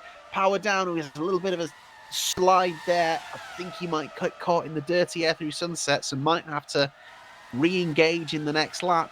In the meantime, Peckley, he's on the back of Laflamme. Laflamme has served his drive-through, I believe, and this is going to resume the battle that these two had earlier in the race that sent Peckley all the way down the order. Now Peckley could get back ahead of Laflamme. Yeah, and I think Peckley has a bit of a psychological advantage here, because Laflamme knows if he puts one more foot wrong, he will be disqualified from this race. Maybe Peckley can use this to his advantage, because Laflamme might not be fighting that too hard. No, indeed. In the meantime, we flip back to the battle between Benton Reader and Knezovic. And this is the stuff we obviously want to focus on, rather than interpretations of the rules and the penalties. And it does detract from this, because the racing product is still there, and there's still stories, and there's still a title fight. And this is what we want to focus on. In the meantime, Knezovic, is he going to try and make the move? He's much closer, but Benton Reader says, no! Oh! And he does the right thing in terms of wanting to protect the inside, but they just misjudged the space. And in the end, that contact means Knezovic goes through. Yeah, I think what happened there is Bentonita tried to kind of squeeze Knežević, and Knežević was having none of it and just stayed where he was, so that led to the contact. But that would be my yeah, immediate interpretation of what happened there. But these two, they have a history. I think last year, this was one of the most frequent battles. We almost saw every race, then still with Knežević driving for Scuderia Cesario, but they battled it out on track quite often last season already. So yeah, nice to see that battle resume in 2025 as well. Absolutely. And okay, we just have confirmation from race control. Murno still has 10 seconds, whereas Bentley, Pushka, and Robin, who was the other name just given, for 5 seconds. At what for the safety car infringement? I'm not sure what the penalty's for, but it's Murno still has 10 seconds, and then Pushka, Benton Reader, and third name still has 5. Caught me off guard, I must admit. Thank you to Race Control for messaging through and providing clarity on that. I do appreciate it. Yeah, so Murno still has 10 seconds to serve, as we suspected. And there's still 5 seconds for Pushka and Benton Reader. Okay, yeah. And I think LaFlamme might be the other name, because I'm not sure if LaFlamme's done a drive-through, but I don't think they've stopped. Yeah, no, he had 15 seconds from earlier incidents, so that had nothing to do with the safety car, but he had like the collision on the opening lap and then later an unsafe rejoin. This is what he had 15 seconds for, and Yes. then the drive-through later for another incident on track. Okay, so as it stands then, Pascal Polens is in the net lead of the race. Lucas Murno is still third due to the gap back to Misha Smith. So our current top 3 would be Polens, Pushka, and Murno in that order. My goodness, what an afternoon we've had, and there's still a long way to go. In the meantime, Jean Palauro, we've just seen coming to the pits, and that's why. Oh, that was a big hit.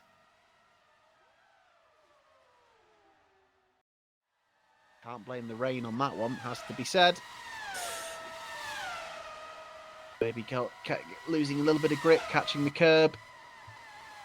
In the meantime, Philip Pushka leads the race on track. His penalty does mean that Polens is ahead. Pushka will be trying to move clear as much as he can.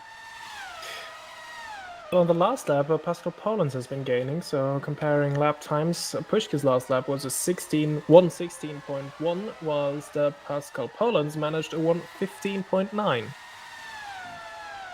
But again, they are almost a second slower than the fastest lap times that we've seen, and I think we're not too far away from another set of pit stops. Because they're all on the performance tire. That one lasted like, what was it, 20 laps last time? Daniel Benton-Reader has already been for another pit stop after he was passed by Knežević. So I think another round of pit stops for Pushka, Polens and Murno will be coming up quite soon. Okay. And we're just getting another message from Race Control. So, and it was just confirmation from earlier from Race Control that we have several people under investigation for other safety car infringements. So obviously the result we have today is very much subject to post-race investigation. So everything will be taken with a little bit of a pinch of salt, I think, then in the final part of this race. It's been a very difficult afternoon for Race Control. They've had a lot to try and handle. And it's just needing some clarity, I think. The drivers know where they stand as well. Yeah, But absolutely. But I think there will be discussions after the race, and they will be able to sort that out and to improve this going from here. Especially, this is like the first time we had like this sort of chaos. The only other time I remember where it came close to this is the final lap in Canada last year. But still, that was not nearly as chaotic and incident ridden as this race is. So. Yeah, I think this is also a very new situation, at least in the WMSC era. indeed, I think in the past we've been very lucky that when incidents have happened, they have typically only happened one or two at a time. As Pascal Poland's just into the pits, I believe this should just be a routine tyre stop for him. As Gajano is now trying to fight back, having switched to the medium tyre against Maximilian Jaeger. We've got Poland's, I think, just coming out on exit, but he is clear and through. Gajano's going to try and make the move to the inside of Jaeger, and they go side by side again. A clattering of wheels. There is something in the air. Oh no! Now Gagiano's in a very bad spot here. Like an awkward 3, 4, 5 point turn that he has to do on the grass. And this will be another situation the race direction will have a look at. And I think this time Maximilian Jaeger might have a penalty coming his way, because this is looked very similar to like the situation for which La Flamme got the drive through a couple of laps earlier. Yes, this is true. And yeah, that might be some punishment there for Maximilian Jaeger incoming. But yeah, as we were saying before that incident happened, we've been quite... Oh, no further action from race control on that one. That is judged as a racing incident.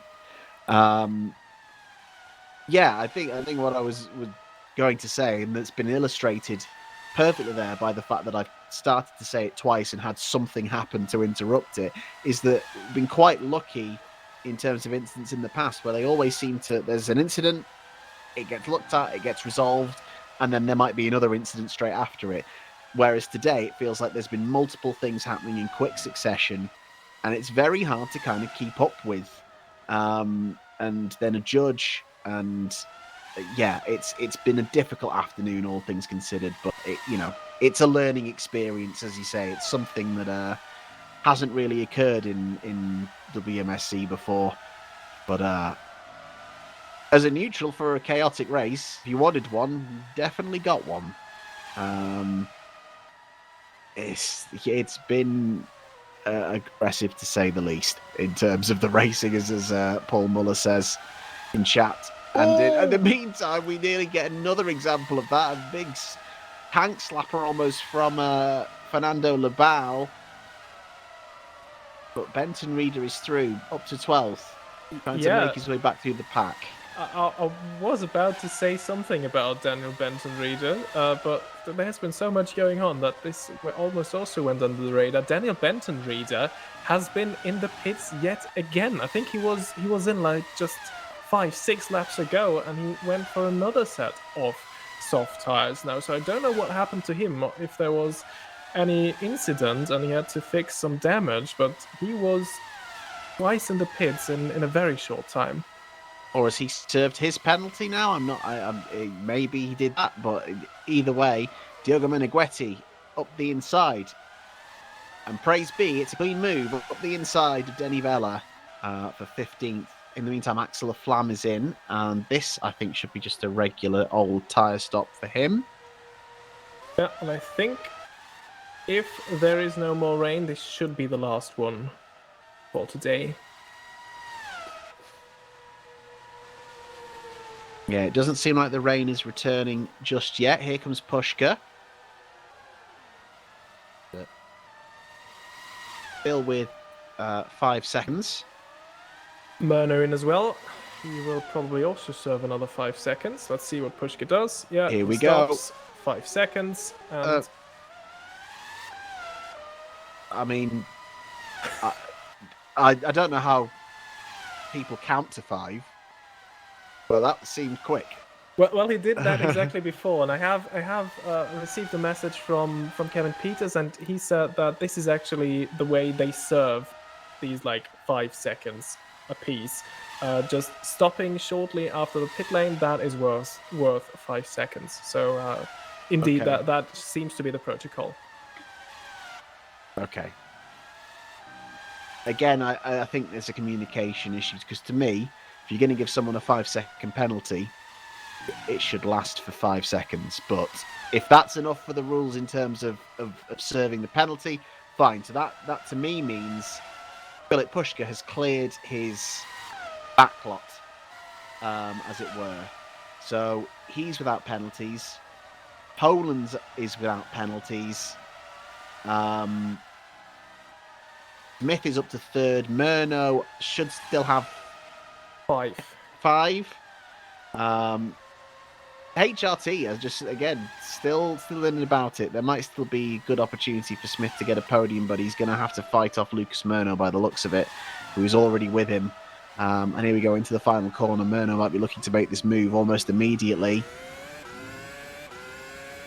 Yeah, I think at the end of the pit straight he will do it. I think so. Here we go. He's going to go to the outside. Can Smith hold it in there? I think Murno's been able to get ahead and swoop around back into the podium positions, and he's going to have to build that gap, though. He's got time to do it, though. 18 laps to go, I should say. Yeah, obviously there's going to be debate about today, and hopefully there's some constructive conversations to make things clearer for racing going forward. So Murno, Puška and Laflamme are now just on 5 seconds for penalties.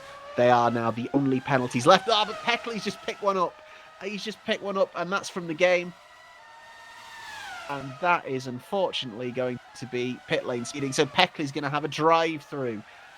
Dear me. Just trying to get the jump at the end of the pit lane, it seems. We've had a couple of people do that this afternoon. Yeah, I was about to say, this seems to be like an issue on this track. He's like the fourth driver now to pick up a speeding in the pit lane penalty by releasing the pit limiter too early.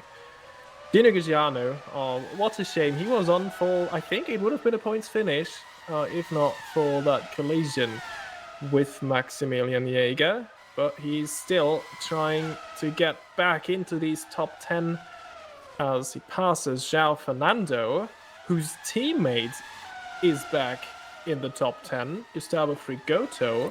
And let me just check which tire he is on. He is on the option, which is the medium.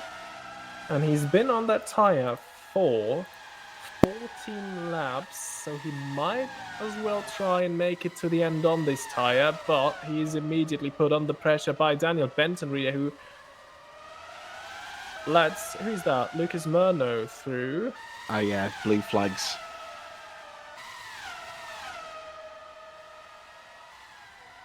So yeah, he clears him out the way. Peckley's going straight in to serve that drive-through. Update, Murno and Laflamme are the only two left with penalties, 5 seconds. Puška, obviously, we saw serve that last one. So yeah, just Murno and Laflamme with 5 seconds. As it stands, Murno has already pulled a 5-second gap to Smith, and in fact, Misha Smith is now in the pits, so Murno should hold on to third place. In the meantime, Daniel Bentonrieder coming down the outside of Frigoto on those soft tyres, but Frigoto hangs on. Once again, he's going to have to wait. Can he get the exit? Is he lunging to barbecue? He's looking at it, but again, the door is always closing. But Frigoto, he just has a slide and loses it. Almost collects Bentonrieder. They managed to keep going. As almost a pirouette, synchronized spinning there. But they keep going, and they will resume the battle once again. Yeah, but I think race control might ask Frigoto to let Bentonrieder by, because he would have lost that position had he not half spun into Bentonrieder, I think. Yeah, I think that's fair. Looking at the pace Bentonrieder's got, I wouldn't be surprised if he doesn't end up making that move very soon anyway. But yeah, it is a shame. And here comes Bentonrieder into the crocodiles, and you don't see many moves down there, but he gets it done. And no need for race control intervention there. Benson Reader back into the top 10. He's had 2 10th place finishes so far. Could he be on for a third? We shall see. I was about to say there, it's another rough afternoon for Infernal Void and Velocita. All 4 of their cars out for the second race in a row. Not sure what happened to Self. We obviously saw Palauro in the wall and he succumbed to the damage there. But yeah, rough afternoon for Paul Muller. I don't know if you still have an ice cream when you watch the race, Paul, but it's going to give you like a negative association with ice cream. You're going to, every time you have an ice cream, you're going to feel a sense of dread that something bad's about to happen. So I hope it doesn't ruin ice cream for you. But in the meantime, Daniel Benson Reader in 10th. We now join Alexander Knezovic in 6th. Who is just 1 point of seconds behind Laflamme. Laflamme still has 5 seconds on his tally, so at the minute, Knezovic is 5th. But they may resume their battle that was going earlier in the race, depending on how quick Knezovic can move. But as it stands, in terms of looking ahead to the race, Pascal Polens is finally on for his first win of the season. His first win with Vanguard. Vanguard's first win as a team. And that would put him a little bit further ahead in the championship. But as we say, the result this afternoon with a big asterisk, many drivers to be investigated after the race for safety car infringements. Yeah, and good moment, another shout out I wanted to give that is Dominic Rustermeyer, who somehow made it back into P8. He is on the soft tires, and he's on that tire since 9 laps, so I think he might be able to go to the end and sneak a double points finish for United Racing Club. They've been really solid so far, double points finish on their debut, and then I think it was just Curtis in the points once again last time out, and another double points finish again. This is really good in terms of the midfield battle. Great to see both drivers getting in the points once again for them. So really important stuff indeed.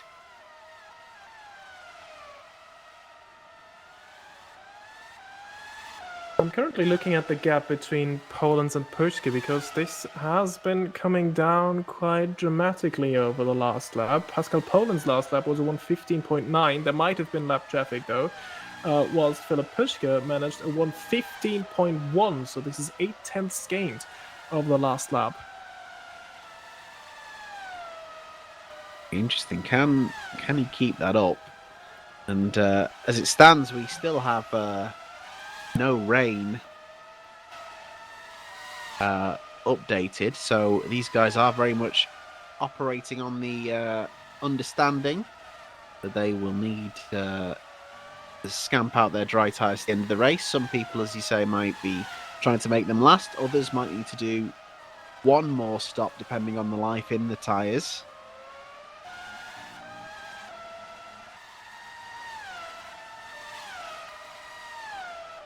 And we just had a warning for Gustavo Frigoto for ignoring blue flags. Shame for Frigoto. He had a real shot at points this afternoon, and then in the chaos and shuck-out, he's down in fourth. He's actually fighting with Machado right now. Dropped to 14th, and that could have been Bravo Snow's first points this afternoon. Yeah, indeed. What a shame. I think much more was possible for Bravo Snow Shutton this afternoon. But I think at first they also got caught out by the rain. And is that Frigoto on wets? Or is this just... Well, it says on my timing screen as well. And oh, there is a bit of rain. 5% rain I get on my screen as well. In the meantime, Pushka has gained another half a second over that last lap. That was what I wanted to talk about earlier. Let's wait for the next time that they cross the line. Machado's just gone in as well. Are we about to see a late shower?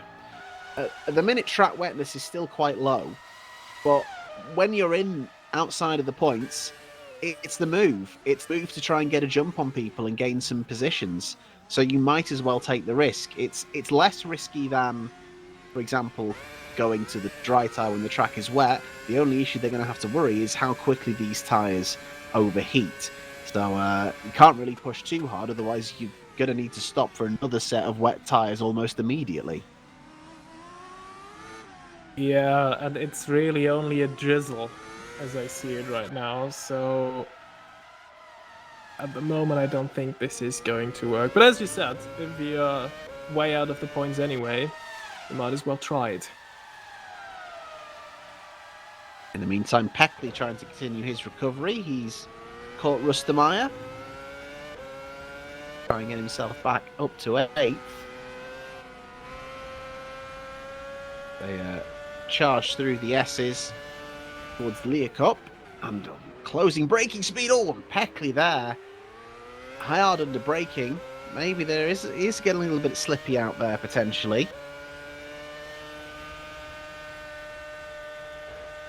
And we're going to have to keep an eye on that, because that was definitely a close moment. We're into the final 10 laps now. Pascal Poland's leading. The gap down just under 5 seconds. Yeah, and over the last lap, again, 4/10 gained by Philip Puschke.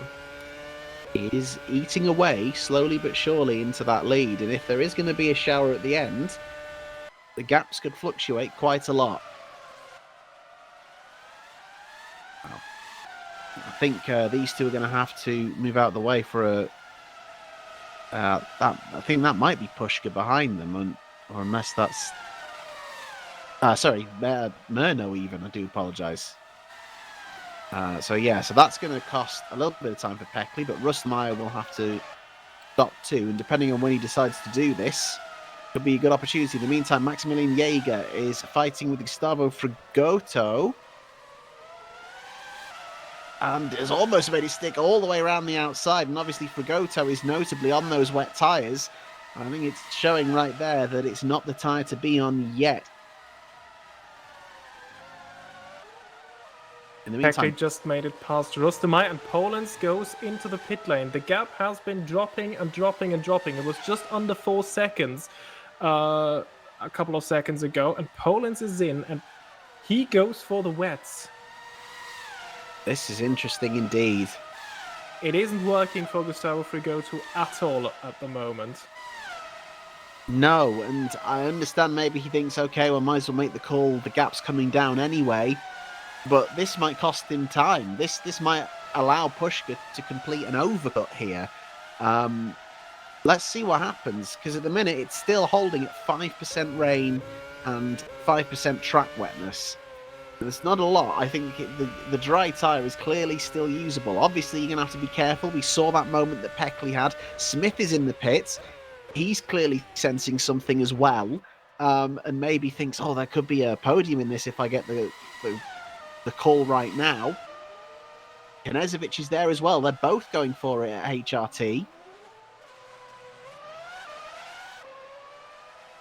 But again, I'm confused. At the moment, all the evidence that I see with all the data that we have is that this is not the tire to be on. Kurt is doing the same though. This afternoon it has felt like down is up, so who knows at this point. Let's see what happens, because for all the drama and all the confusion in places, we could still be in for a grandstand finish here based on this tyre choice. Meneghetti, he gets very close to that red area that you're not allowed to cross. But Puschke is staying out. Yeah, so I'm having a look at the last lap times that we have. So Philip Puschke stayed out. His last lap time was 1:18.3, which is almost 4 seconds slower than the fastest lap that we've seen so far. But still, Pascal Poland's last lap time, as comparison, was 1:24.1. But I think this was still an outlet. But the gap is increasing. Puschke is still gaining on Poland's. When Poland's left the pits, I think that was high 13 seconds, the gap. Now it is 14.5, but the rain is increasing. It is now up to 15%. But Puschke has gained a bit on Poland since. So even if he stops now, let's see what happens. Murno is on the wets. Axel Flammer is going onto the wets. At the moment, Pushka is of those in the front, the only one that is still on the slicks. But the gap is still increasing to Poland's. This is the flashpoint now. This is it. It's up to 50%. Track wetness hasn't increased, though, which means, for now, Pushka is okay. If he goes in this next lap, he might time it perfectly. So he might be able to gain time for one more lap and then hit the crossover point perfectly. Again, Pushka's lap time was 3 seconds slower than the one before. So Pushka's last lap time 1:21.9, but in comparison, Poland's, who was now really on a proper flying lap, 1:23.5, so still 1.5 seconds slower than Pushka. And just to clarify, there are now no more time penalties to serve at this moment in time, which means this is a straight fight. Yes, there is still the asterisk of the investigation of the safety car infringements, but for now, in terms of time penalties handed out in race, we are clear. I think now is the tipping point. Poland's is gaining at the moment. I think Filip Pushka has left it one lap too late, unless he feels like he can still finish this race on this tire and stay ahead of Poland's. This is the gamble that he's now on. In the meantime, Meneghetti is dueling with Vela, and you can see that now that it's flipped around visually there, and here comes Pushka. You're right, it was just one lap too long. I think one lap earlier and he could have looked like a hero because he could have come out side by side with Poland's. That is that one lap too long now. So let's see how close this is going to be. The stop is done. He still leads, but we're about to see Poland just go by. Poland's into the lead of the race. Here comes Pushka. Power down. He lost about 3 seconds on that one lap. I've watched the gap, and I think that is exactly the 3 seconds that he's now behind Poland's. It would have been the ultimate correct call to go in one lap earlier. But this is the thing. At the moment he started that lap, he felt, oh, he'll be okay for one more lap. Even I thought it. I think you could tell with what I was saying. But the conditions changed within the space of that one lap, and it just tipped. And now Pascal Polands is back in the driving seat. Can Pushka continue to shut the gap? Was pushing, closing things before. Now everyone's on wet tyres, seemingly to the end of the race. Yeah, exactly. That is what you're saying. Pushka was quicker even before the pit stop. I think he could have made his afternoon a bit easier by stopping that one lap earlier, but still, he continues to gain on Pascal Polands. So this is still not over. He has already gained half a second, almost a second over this one lap. And yeah, if he can keep it up, this could be a very, very close fight to the finish. And you know what? This is my prediction against your prediction. Oh, it is. It is. Originally, it looked like neither of us would be right, with Murno leading so much of the early stages of this race, but it has flipped around. Filip Pushka, who's best finished this season, second place in Australia. He's a 3-time race winner. He is fighting to become... Oh dear. I'll come back to that in a second. He's fighting to become only the second driver in WMSC history after Ruben Meshida to win a race in every single WMSC season. The reason that caused me pause there is there was a warning for Gustavo Fragoto and another driver, Maximilian Jaeger. And the note from Race Control was, come on guys, this isn't ping pong. Which could apply to many battles we have seen this afternoon, it has to be said. Oh, this is going to look like a stressful couple of laps for Pascal Polands because Pushka is all over him now. The speed that he's got in these closing laps is incredible. It almost, I mean, we know that Polands did pick up the damage from the collision with Meneghetti in the pits, but it didn't seem like it was causing this much issue. But if it was affecting downforce, And we're now into the wet stage of the race. Yeah, he's had to pull out the way. Or is he defending? No, he is defending. Oh, he pulls to the extreme inside. I thought he just yielded then for a moment. He's going to have to work really hard over these next few laps because it seems like he's got so little power on exit. And look at the amount that Pushka's got him. He's going to have to go around the outside of Sunset. This is going to be very brave. Who's going to yield? Poland is going to stay in there. But Pushka hangs it round the outside, and that is, agreed, a beautiful move indeed. And Philip Pushka made that look very easy. Those 2 seconds, 3 seconds, in fact, coming out of the stop, just disappeared.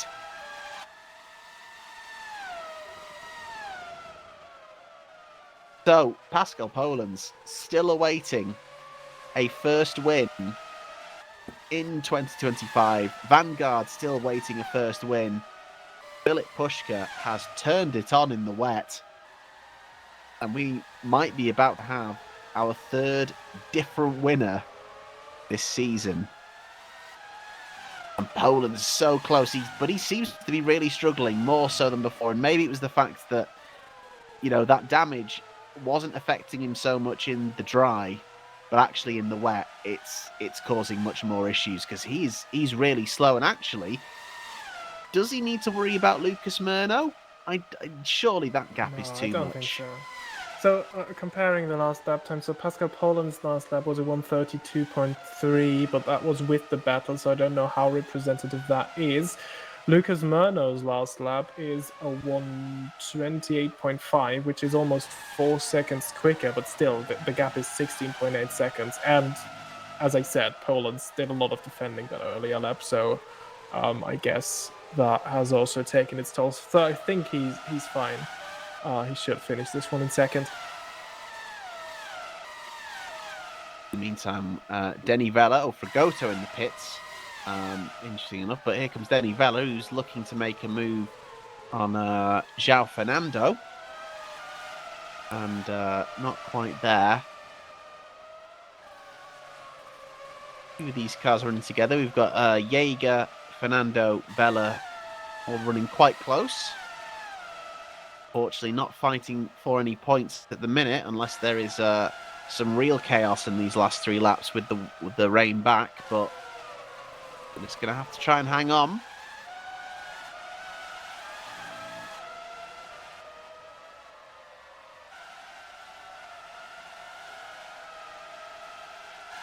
And a good bit of proactive stuff I'm seeing in the WMSC Discord from Race Control. About coming to asking everyone to come to the briefing channel after the race just to discuss the actions of today and what happened, which I think is good. It's a proactive step to take. I think they know they got overwhelmed a bit today, and sometimes that'll happen, and mistakes will always happen. We're all human after all, and it's good that they're taking a proactive stance and going, like, let's discuss what went wrong, and let's make sure things can be better for future races. Because it's been eventful, but certainly the most chaotic race I think we've ever seen in WMSC history, Robin. Yeah, absolutely. Also, Ruben in the chat asking, does Philip still have penalties? We're pretty sure, no, he saved all of them. We had confirmation, no more penalties left for Philip Pushka. However, we know that there are a lot of incidents that will be reviewed after the race, especially regarding more possible safety car infringements. But since Pushka already received a penalty for that and he served that, I think he should be fine. Yeah, I think the top 3, because Poland's didn't get a penalty for safety car infringement, so unless he's one of the people that is going to get caught after the race, I feel like the top 3 might be okay, because as you say, Pushka, Murno, they served one. Benton Reader also served one as well. So yeah, it seems likely that this is going to be our winner, but obviously, as often happens in the so-called pinnacle of motorsports, there may be some changes after the race. Well, Benton Reader is in the pits yet again, which has put Gino Gagiano back into the points. Oh my goodness, and Benton Reader, who was on for his 3rd consecutive 10th place finish, I wonder what happened there. That seems like an odd time to stop. It's a long stop. I wonder if he picked up some damage, if he's had an incident. But yeah, Gajano will pick up a super sub point. It'll be Potenza's first point of the season. Again, assuming he's not going to pick up any infringements either.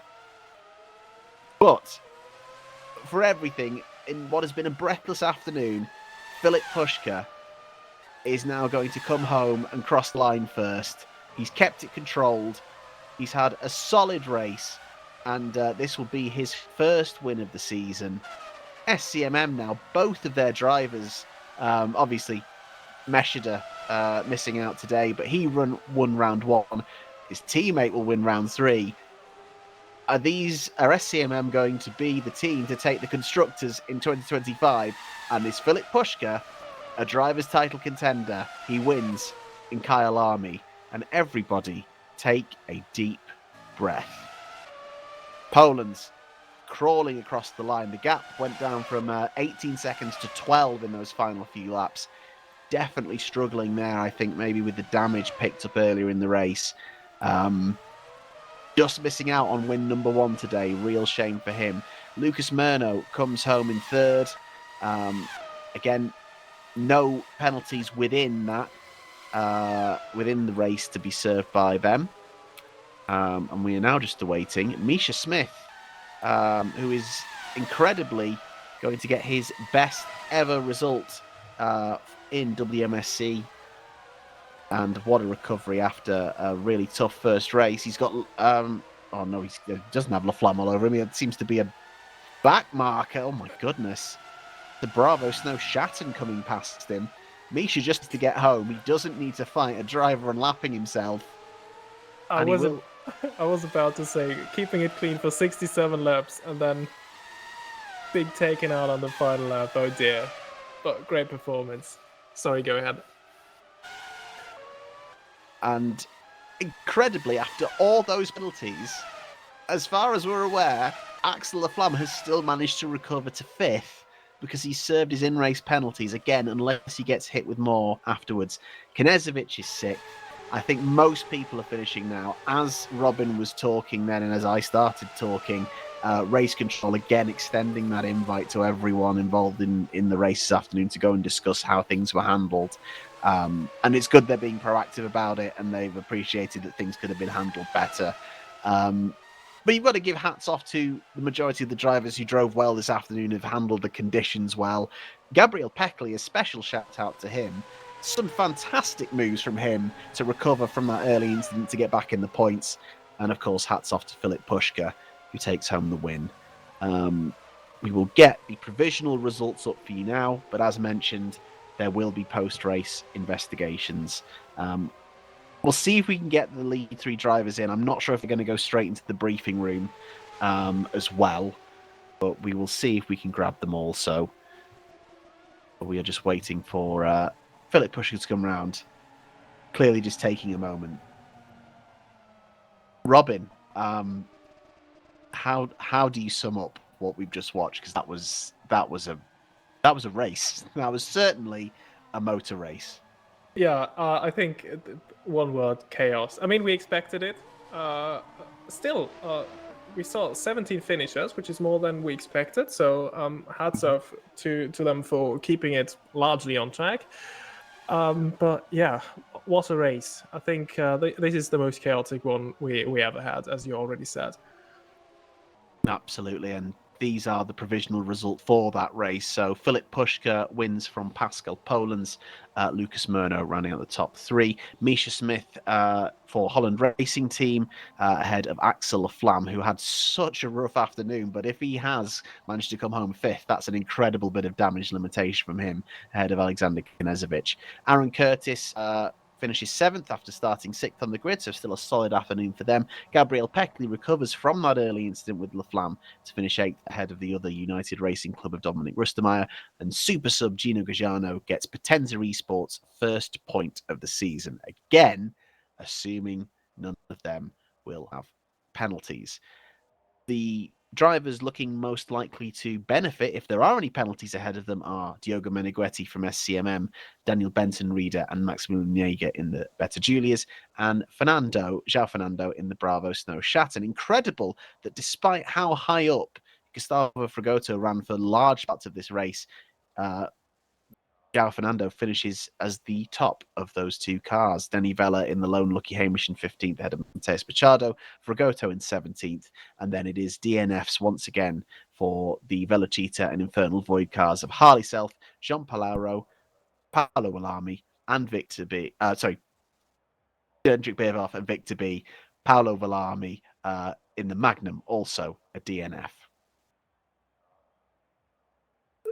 We just having confirmation from one of race control there that some of race control are essentially going to look at the incidents and get a race result out as soon as possible.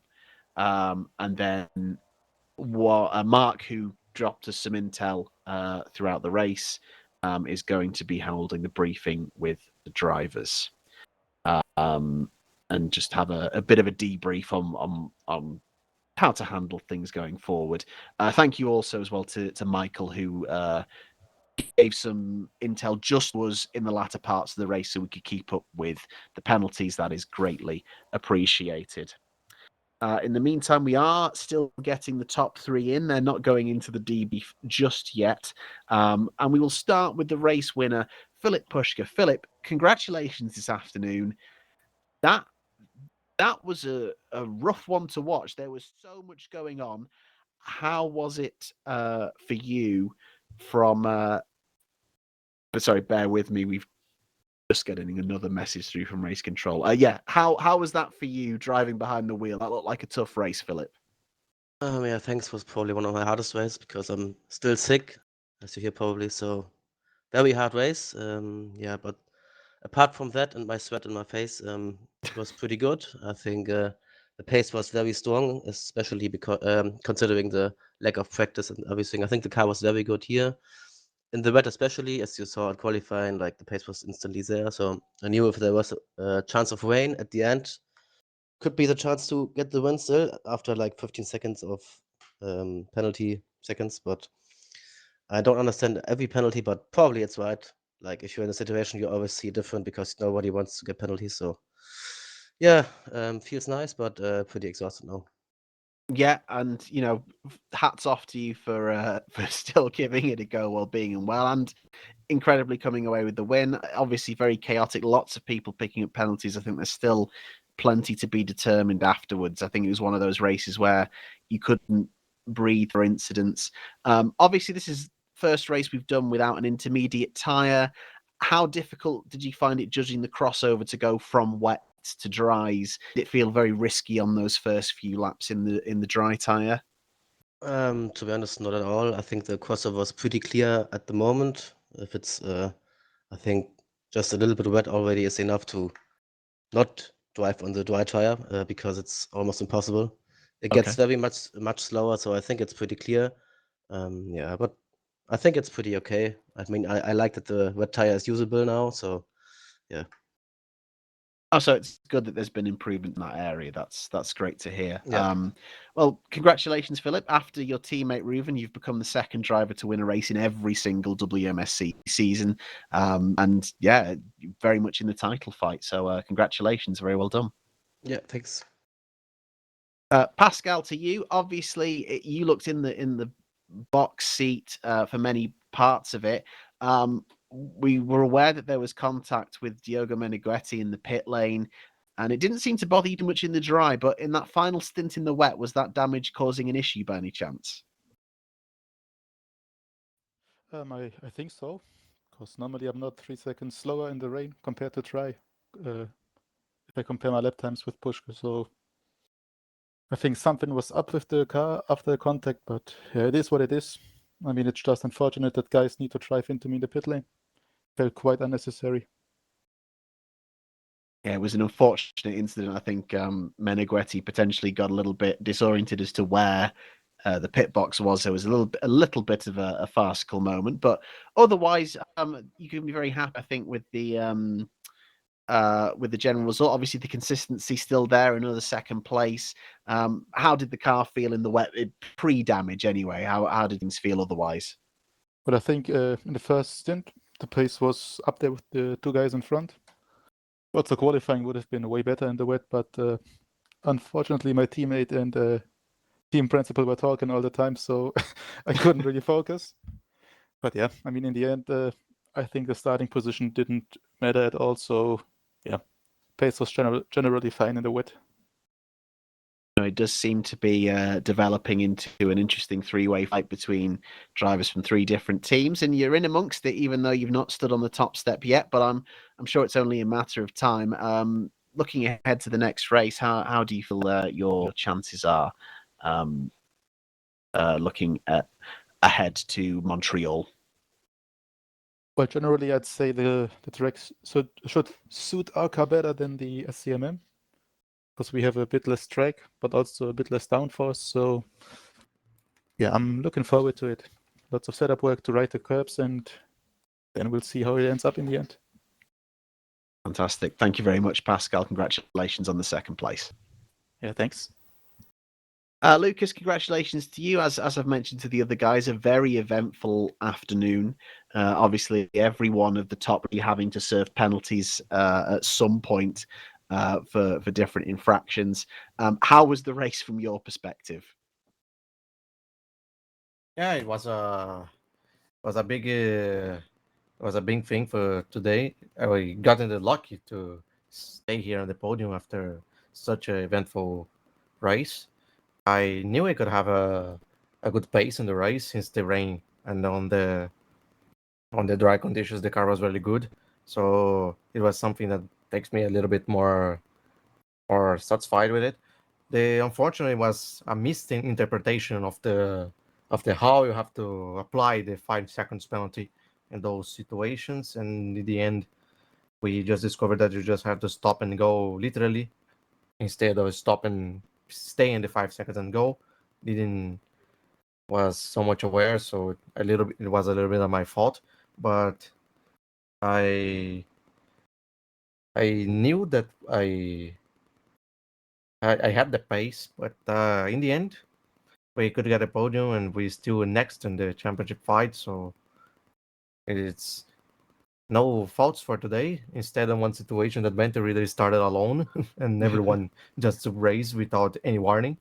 So it was a big situation in the race directors that they have to clarify it. But yeah, for me it could have been better, but I'm quite more optimistic since I have the pace and more confident with the car. So yeah, in the end, we have to stay with it. We have to keep learning on it and understand how they're gonna do for the next races, because there's so much misinterpretation due to very ambiguous regulations about some things. Mhm. So yeah, let's see how it goes. For Montreal, I'm still quite optimistic with the car. So let's see what's happened. The car felt really great today, and I hope I can stay with it, and Peckley can go even closer to the championship fight and the constructors and things. By the way, thank you for the opportunity to be here again, and let's go for another one. Absolutely. No, and yeah, it's definitely been raised that there needs to be clarification on some stuff. I think you can be very happy with the performance considering there were no upgrades for the car this weekend as well, and you were still up there. So yeah, a very good result indeed. Congratulations, Lucas. Very well done. If you're wanting to go to join the debrief that's going on right now, feel free to absolutely do so. But congratulations. Thank you. And just like that, yep, straight in. I think all the drivers will have things to talk about in terms of how penalties are served, clarity on certain rules, clarity on restarts. And I'm glad it definitely seems to be a proactive response from race control that they're having that discussion now. So they can hopefully tighten things up for future rounds. And that brings us to the end of today.